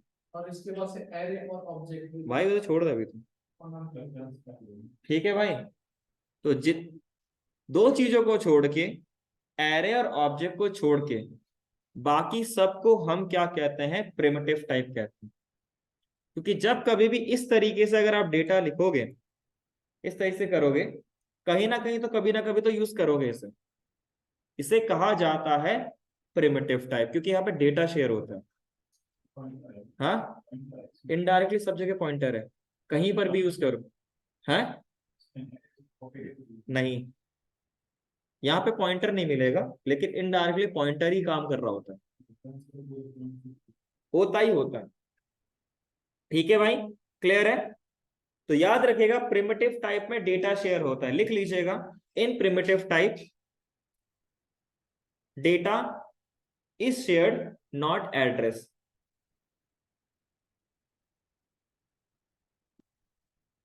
In primitive type, data is shared, not address. Data share होगा, एड्रेस शेयर। से इसमें दो मतलब मेमोरी एलोकेट होगा दो अलग अलग बॉक्स मिलेंगे, बनेंगे। अभी करेंगे दोनों से एक्सेस करेगा सर। नहीं, ये एक्सेस पहले जो इसके लिए मिला होगा उसको एक्सेस करेगा, ये इसके लिए जो मेमोरी मिलेगी उसको एक्सेस करेगा, तभी तो चेंज हो पाया। अगर मान लो कि ये इसी ब्लॉक को एक्सेस कर रहा होता बी, तो भाई इसके चेंज होने पे ए का भी रिफ्लेक्शन होता। ओके, क्लियर भाई? ऑनलाइन में क्लियर? क्या हम बी को हम ए में ला सकते हैं सर? बी को ए में जिससे हम प्रिमिटिव टाइप में नहीं कर सकता काम तो। और सी सी प्लस प्लस वाला मत बोलियो कुछ, उसमें हो जाता था, इसमें नहीं होता। जेएस का फायदा यह है कि डायरेक्टली आप इससे एड्रेस एक्सेस नहीं कर सकते, उससे हो जाता है। ओके, क्लियर भाई? अब हम बात करते हैं, इसी का दूसरा पार्ट है रेफरेंस टाइप। ठीक है, देखो मान लो कि रेफरेंस टाइप, देखो बेसिकली क्या है कि मेरे पास एक एरे है और यहां पे मैंने लिखा 10, 20 एंड 30। मुझे क्या करना है, लास्ट में जाके वैल्यू ऐड करनी है लेट्स से, तो कैसे करेंगे? मैं लिखूंगा एरे स्क्वायर ब्रैकेट में एरे डॉट लेंथ और इक्वल टू मैंने 40 लिख दिया। ठीक है भाई, क्योंकि ये होता है 0, 1, 2। एरे डॉट लेंथ क्या देगा मुझे? इसकी जगह मैं लिख दूंगा 3। ठीक है, तो इसमें इंडेक्स में ये चला जाएगा, ये याद रखिए, क्योंकि अब इसको मैं यूज करूं। मैं लिखा let array two equal to में एरे। ठीक है भाई, मान लो मैं प्रिमिटिव टाइप जानता हूं, तो इसके अकॉर्डिंग क्या होगा, पूरा डेटा कॉपी होके एरे टू में चला जाएगा। परफेक्ट। मैं इसको लॉक करके दिखाता हूँ। एरे और एरे टू दोनों में सेम वैल्यूज आपको मिल रही है। परफेक्ट है, कोई दिक्कत की बात नहीं है। मैं एक काम करता हूँ, एरे टू में लास्ट में जाके एक वैल्यू ऐड कर देता हूँ। ओके, फिर समझेंगे क्या हुआ। एरे टू स्क्वायर ब्रैकेट में array two dot length equal to में क्या लिखूंगा मैं, 50 लेंथ से। दोनों में चेंज आया ना। अब कैसे चेंज आया, अब इसको समझते हैं। देखो, ये आपका एरे है पहला वाला। इसके अकॉर्डिंग मेमोरी एलोकेट हुई होगी लगातार में, और एक्स नाम का आपके पास मान लो इसका एड्रेस है, वो एरेस को पॉइंट करेगा। परफेक्ट है। जब आप इस तरीके से काम करते हो तो याद रखिएगा, एरे आपका नॉर्मल प्रिमिटिव टाइप नहीं है। ठीक है। जब कभी भी एरे या ऑब्जेक्ट के साथ आप काम करोगे तो वो डेटा की जगह पे एड्रेस शेयर करता है।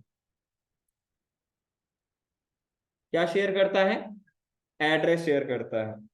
तो अगर एड्रेस शेयर करेगा तो ये भी किसको पॉइंट करने लग जाएगा, है ना।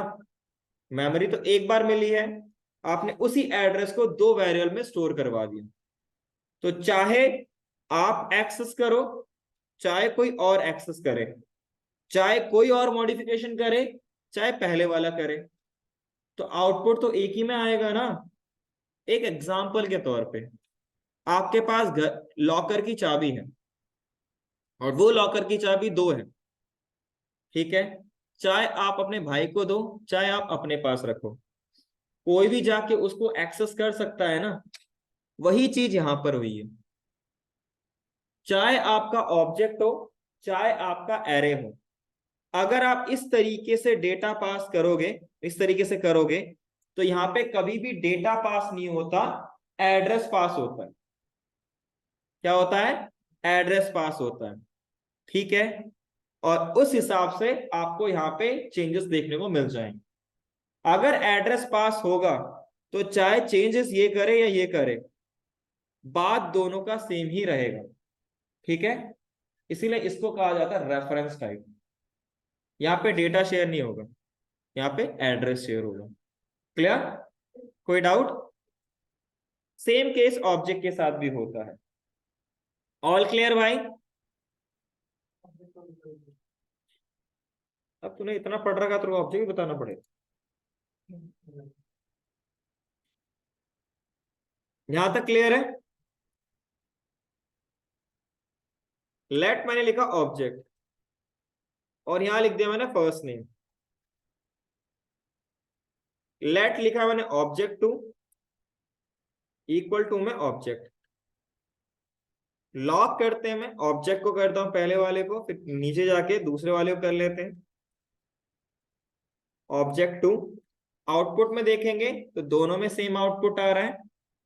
मैं यहाँ पे रन टाइम में कोई की ऐड कर सकता हूँ, बिल्कुल कर सकता हूँ। कैसे करूंगा? Object two dot age equal to में लिख दिया मैंने 30 लेट से। ठीक है भाई। अगर एक में चेंज होने से दोनों में रिफ्लेक्शन हो रहे हैं, समझ लेना ये आपका रेफरेंस टाइप है। यहाँ पे एड्रेस शेयर हो रहा है। अगर इसके चेंज होने से ऊपर वाले पे चेंजेस नहीं आ रहे तो समझ लेना डेटा शेयर हो रहा है। ओके, क्लियर भाई? बिल्कुल भाई। एरे और ऑब्जेक्ट में ही एड्रेस पास होता है, बाकी किसी में ऑब्जेक्ट पास नहीं, एड्रेस पास नहीं होता। क्लियर भाई? कोई डाउट किसी को, कुछ पूछना है किसी को भाई?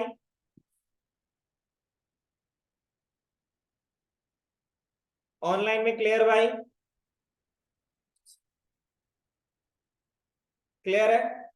तो लिख लीजिएगा, in reference type address is shared not data.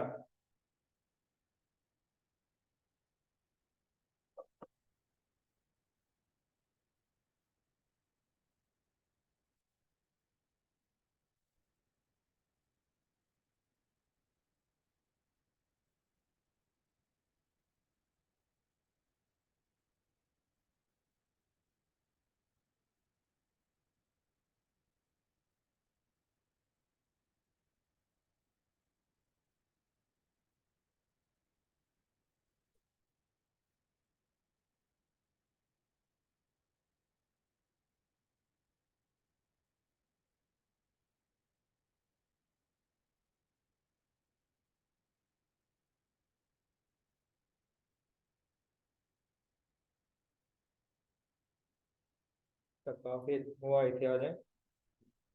Java, नोड.जेएस, Python इसका भी यूज करता है। ओके।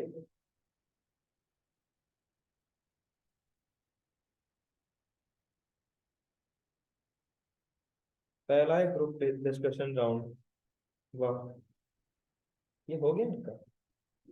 ये तो रिटर्न राउंड होगा पहले।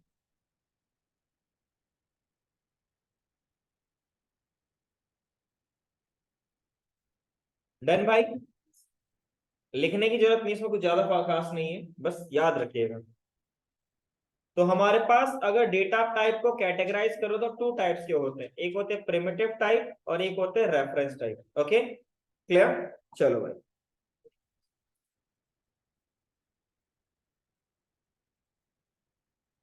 आगे बढ़े। क्या हुआ?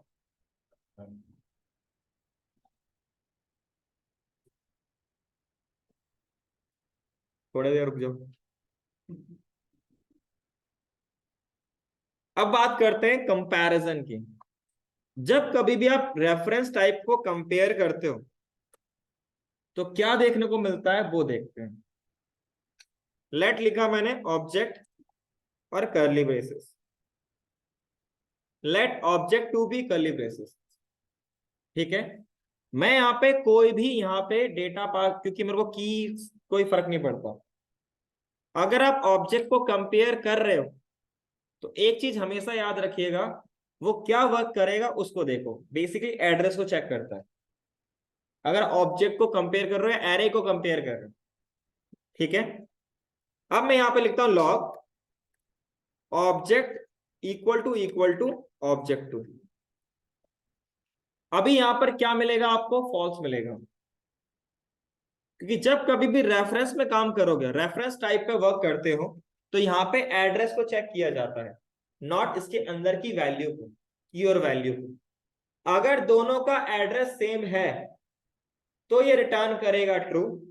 अगर दोनों का एड्रेस सेम नहीं है तो रिटर्न करेगा फॉल्स। क्या रिटर्न कर रहा है? फॉल्स। बट एक काम करता हूं मैं, यहां पे क्या लिख देता हूं? ऑब्जेक्ट क्या रिटर्न कर रहा है? ट्रू। तो ये हमेशा याद रखना, अगर आपको चेक करना हो कि भाई ये किसको रिटर्न कर रहा है, किसको चेक क्या कर रहा है, किसको पॉइंट कर रहा है। अगर आप प्रिमिटिव टाइप की बात करें तो वहां वैल्यू चेक की जाती है, ठीक है। बट अगर आप ऑब्जेक्ट या एरे को चेक करोगे तो वहां पे चेक किया जाता है रेफरेंस।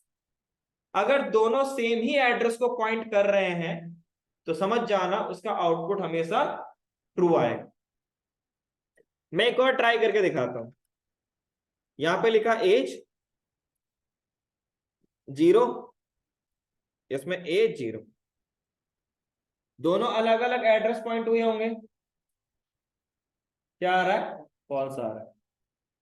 यहां पे कोई भी डेटा की चेक नहीं किया जाता, ओनली एड्रेस चेक किया जाता है। एड्रेस बराबर है, सेम पॉइंट कर रहा है तो ट्रू, अदरवाइज फॉल्स है। इसको ट्रू आ जाएगा? नहीं। क्लियर भाई? कोई डाउट? तो कंपैरिजन ऑफ रेफरेंस में हमेशा याद रखिएगा, एड्रेस को चेक किया जाता है, बराबर है, सेम एड्रेस को पॉइंट कर रहे तो ट्रू, सेम एड्रेस को पॉइंट नहीं कर रहे तो फॉल्स। ऑल क्लियर भाई ऑनलाइन में?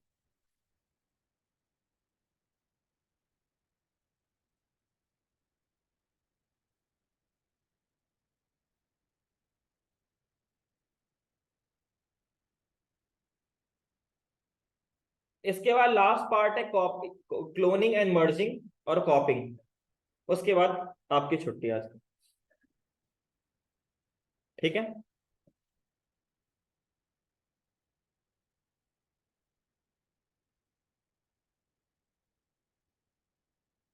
फ्राइडे तो होता है जिसमें तुम्हारे किसी क्लासेस नहीं होती। कितने बजे? 4 बजे होगी ना, तो 2:30 बजे थोड़ा ना होती क्लास। भाई से बता, 1-1.5 घंटा क्या करेगा तू? बहुत काम।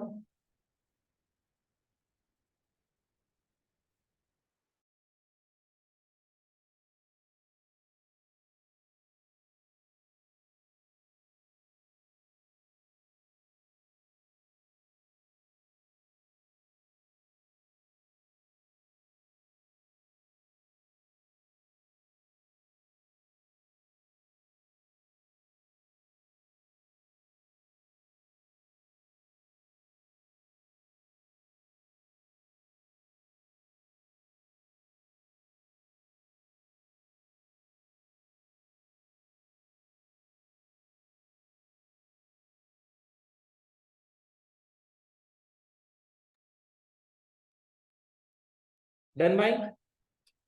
चलो फिर अब लास्ट टॉपिक रहेगा आपका क्लोनिंग, मर्जिंग एंड कॉपिंग।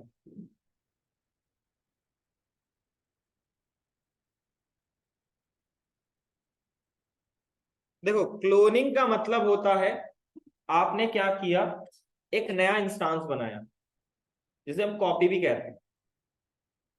अगर आप किसी भी ऑब्जेक्ट का क्लोन कर रहे हो या फिर कॉपी कर रहे हो तो हमेशा एक नया इंस्टांस बनेगा। मर्जिंग के केस में दो ऑब्जेक्ट की वैल्यूज, की और वैल्यूज को मर्ज कर रहे हो सिंगल ऑब्जेक्ट में। मर्ज मतलब जोड़ना, कॉपी मतलब एक नया इंस्टांस क्रिएट करना। ओके, ये याद रखिएगा। ऑब्जेक्ट, इतने दिनों से ये नहीं पता तुम्हें, क्या बात कर रहे हो भाई। सबसे पहले क्लोनिंग की बात करते हैं।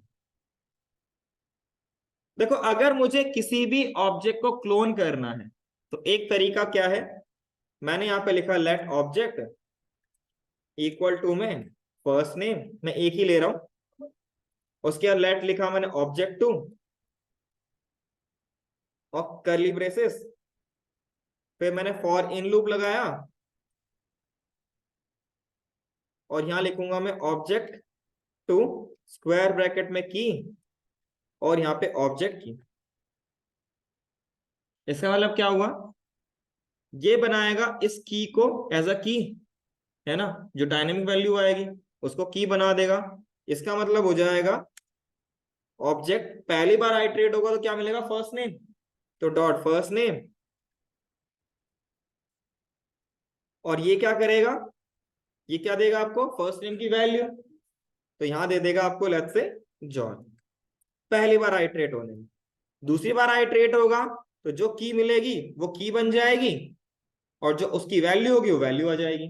तो पहला तरीका तो क्लोन करने का ये है। अब मैं इसको लॉक करता हूं, आपका ऑब्जेक्ट और आपका ऑब्जेक्ट टू, परफेक्ट है, कोई दिक्कत नहीं है। अगर आपको चेक करना है कि दोनों अलग अलग इंस्टांस बने हैं तो क्या तरीका है, कंपेयर करना। अगर फॉल्स आ जाए तो समझ लेना दोनों का अलग अलग इंस्टांस बना है, अगर ट्रू आए तो दोनों सेम ही इंस्टांस को पॉइंट कर रहे हैं। क्लियर भाई। एक तरीका तो ये है, एज अ इंटरव्यूअर ये पूछ सकता है कि मुझे ऑब्जेक्ट को क्लोन करना है तो कितने तरीके आपके पास अवेलेबल है। एक तरीका है फॉर इन लूप, ठीक है। चलो भाई, इसको मैंने क्लोज किया, इसको मैंने कॉपी किया एंड कमेंट। दूसरा तरीका है ऑब्जेक्ट, ये आपका ग्लोबल ऑब्जेक्ट है, ठीक है। जैसे आपका नंबर, स्ट्रिंग और बुलियन था, एग्जैक्टली वैसा ही आपके पास ये भी है। और यहां पे लिखूंगा असाइन। ये जो असाइन है ना, ये दो काम करता है। ये आपका जो अभी आपने बनाया था एग्जैक्टली वही कर देगा, कॉपी भी कर देगा और आपका मर्ज भी कर देगा, क्लोन और मर्ज दोनों कर देता है। पहले केस को समझना। अभी मुझे क्या करना है, यहां पे इस पे कॉपी करना है या क्लोन करना बोलो। पहले केस में क्या करना है, क्लोन करना है, मतलब कॉपी करना है जो अभी ऊपर किया था हमने। तो लिखूंगा let object two equal to में ऑब्जेक्ट डॉट असाइन, ठीक है। ऑब्जेक्ट इज द क्लास जो कि मेन क्लास है, जैसे नंबर, स्ट्रिंग और बुलियन आपके पास अवेलेबल वैसे ये भी है। उसके बाद इसके अंदर दो चीजें होती हैं, एक टारगेट, कहां पे आपको करना है काम, किस पे काम करना है। अगर आपको यहाँ पे कॉपी करना है तो आप ब्लैंक पास कर दीजिए, ये मैंडेटरी है अगर आपको ओनली कॉपी करना है। और उसके बाद किसके वैल्यूज को इसके अंदर मर्ज करना है, पहले क्या करेगा, ये एक ब्लैंक, एक नया इंस्टांस बनाएगा, ठीक है भाई। और उस इंस्टांस पे जो भी आप यहां बाद में लिखोगे, जैसे में लिखा आपका ऑब्जेक्ट, तो ये क्या करेगा, इसमें जो भी होगा उसकी की और वैल्यू को यहां पे मर्ज करके एक नया एड्रेस पॉइंट करवाएगा और उस एड्रेस को रिटर्न करके इसको दे देगा, ठीक है। अब मैं इसको लॉक करता हूं,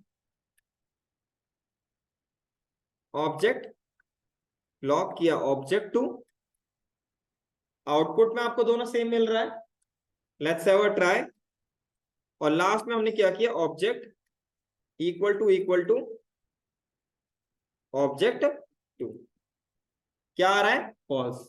इसका मतलब आपका क्लोन हुआ है, कॉपी हुआ है। ठीक है भाई, आप चाहो तो यहाँ पे n नंबर ऑफ, यहाँ पे मैं खुद का एक ऑब्जेक्ट बना लेता हूं,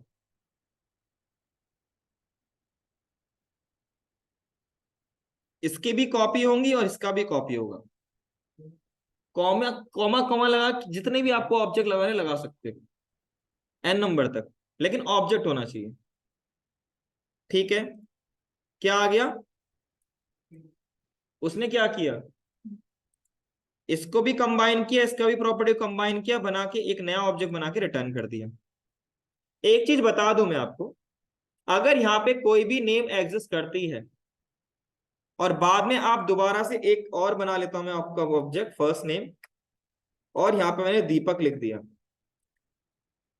पहले ऑब्जेक्ट में तो ये गया फर्स्ट नेम, ठीक है, फिर आपका एज और 10 गया होगा, फिर आपका फर्स्ट नेम दीपक गया है। याद रखिएगा, अगर आपके पास, ऐसे लिख लेता हूं मैं आपका, और यहाँ पे दीपक है, ऑब्जेक्ट के अंदर जो कीज होंगी, जो प्रॉपर्टी होंगी, वो यूनिक होंगी। क्या होंगी, प्रॉपर्टी हमेशा यूनिक रहेंगी, ये याद रखिएगा। अगर प्रॉपर्टी यूनिक रहेंगी और मल्टीपल दे रहे तो कोई एरर आ नहीं रहा। ये क्या करता है, जो सबसे लास्ट में की लिखी होगी और वो पहले से एग्जिस्ट करती होगी, तो इसकी वैल्यू को ओवरराइट करके ये लगा दे। ये क्या करता है, ओवरराइट कर देता है। की तो आपको एक ही मिलेगी, यहाँ पे दो सेम नाम से की है, की तो आपको जो आउटपुट आएगा एक ही मिलेगा, लेकिन डेटा सबसे लास्ट वाले का पहले वाले से ओवरराइड हो जाएगा। ठीक है, अब यहां पे सिनेरियो देखोगे, ठीक है भाई, ये याद रखिएगा, ऑब्जेक्ट के अंदर मल्टीपल सेम नाम से की अगर आप प्रोवाइड कर रहे हो, तो लास्ट में जो वैल्यू होगी वो उससे ऊपर वाली सारी वैल्यू को ओवरराइट कर देगी, क्योंकि यहाँ पे की का यूनिकनेस होना कंपलसरी है। ओके, क्लियर, कोई डाउट भाई, क्लियर है। चलो फिर इस केस में क्या हुआ, कॉपी हुआ है ना, इस केस में क्या हो गया, कॉपी हो गया। तो ऑब्जेक्ट असाइन ने पहला काम क्या किया, कॉपी किया। ओके, अब मुझे यहाँ पे मर्जिंग करनी है। मर्ज मतलब मेरे पास एक ऑब्जेक्ट है, मैं किसी दूसरे ऑब्जेक्ट की और वैल्यू को इसमें मर्ज करना चाहता हूं। ओके, तो मैं इसे क्लोज करता हूं और यहां पे लिखा मैंने आपका मर्ज, पेस्ट किया, एक ऑब्जेक्ट ये हो गया, एक let object two equal to में मैंने यहां लिखा एज और 10, अलग अलग देते हैं, और मैंने यहां पे क्या लिखा, ऑब्जेक्ट डॉट असाइन। देखो, चाहे मर्ज करना हो, चाहे आपको नया क्लोन बनाना हो, तो आप यहां पे क्या करोगे, ऑब्जेक्ट डॉट असाइन को यूज कर सकते हो। ओके, फिर उसके बाद इसमें जो टारगेट में होगा वहां तो ब्लैंक दिया था ताकि मैं कॉपी कर सकूं, क्लोन कर सकूं। यहां पे मैं क्या दूंगा, उस ऑब्जेक्ट का नाम जिसके अंदर बाकी प्रॉपर्टीज को मर्ज करना। तो मैंने बोला ऑब्जेक्ट के अंदर मर्ज करना है ना, जिसके अंदर मर्ज करना है उसको पहले दोगे, और जिसकी वैल्यू को मर्ज करना है उसको कॉमा लगा के बाद में देते रहो, और n नंबर ऑफ टाइम तक देते रहो। ठीक है, अगर सेम वैल्यू आ रही होगी तो लास्ट वाली वैल्यू ओवरराइड हो जाएगी, नहीं तो आपको क्या करेगा, अब लॉक करके दिखाता हूं मैं आपको ऑब्जेक्ट को, क्या हो गया, मर्ज कर दिया, ये कुछ रिटर्न भी करता है, लेट ऑब्जेक्ट 3। और अगर मैं इसको देखूं ऑब्जेक्ट 3 को, तो ये भी आपको सेम आउटपुट दे रहा है ना। चलो दोनों को इक्वल टू करके देखो,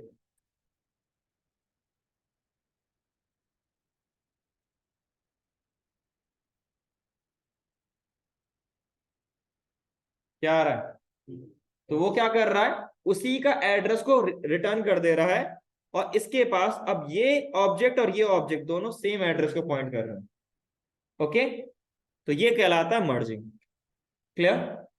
कोई डाउट भाई? लेकिन सर पूरा वैल्यू इसमें मर्ज हुआ तो उसका एड्रेस भी मार दो।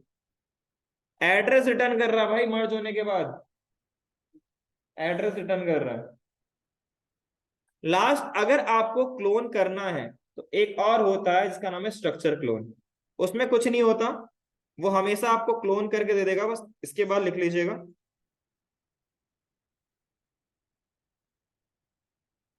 मेरे पास ये आपके पास एक एरे है, सॉरी ऑब्जेक्ट है, ऊपर कुछ है, हाँ क्लोन कर देता हूँ, कॉपी।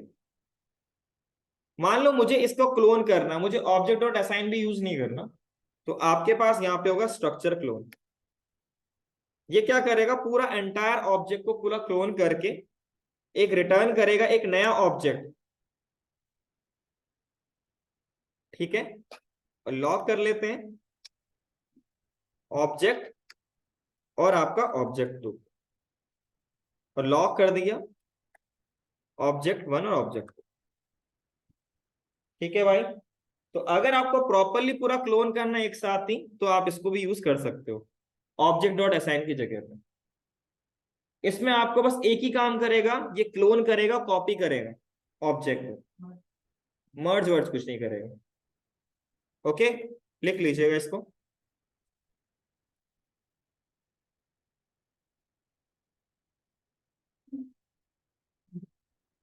किसी को कुछ पूछना होगा तो पूछ लीजिएगा। सबसे पहले क्लोनिंग में ये लिखिएगा, फिर नीचे लिखते चलिएगा, लिखिएगा जरूर। किसी को कुछ पूछना हो तो भाई पूछ लेना।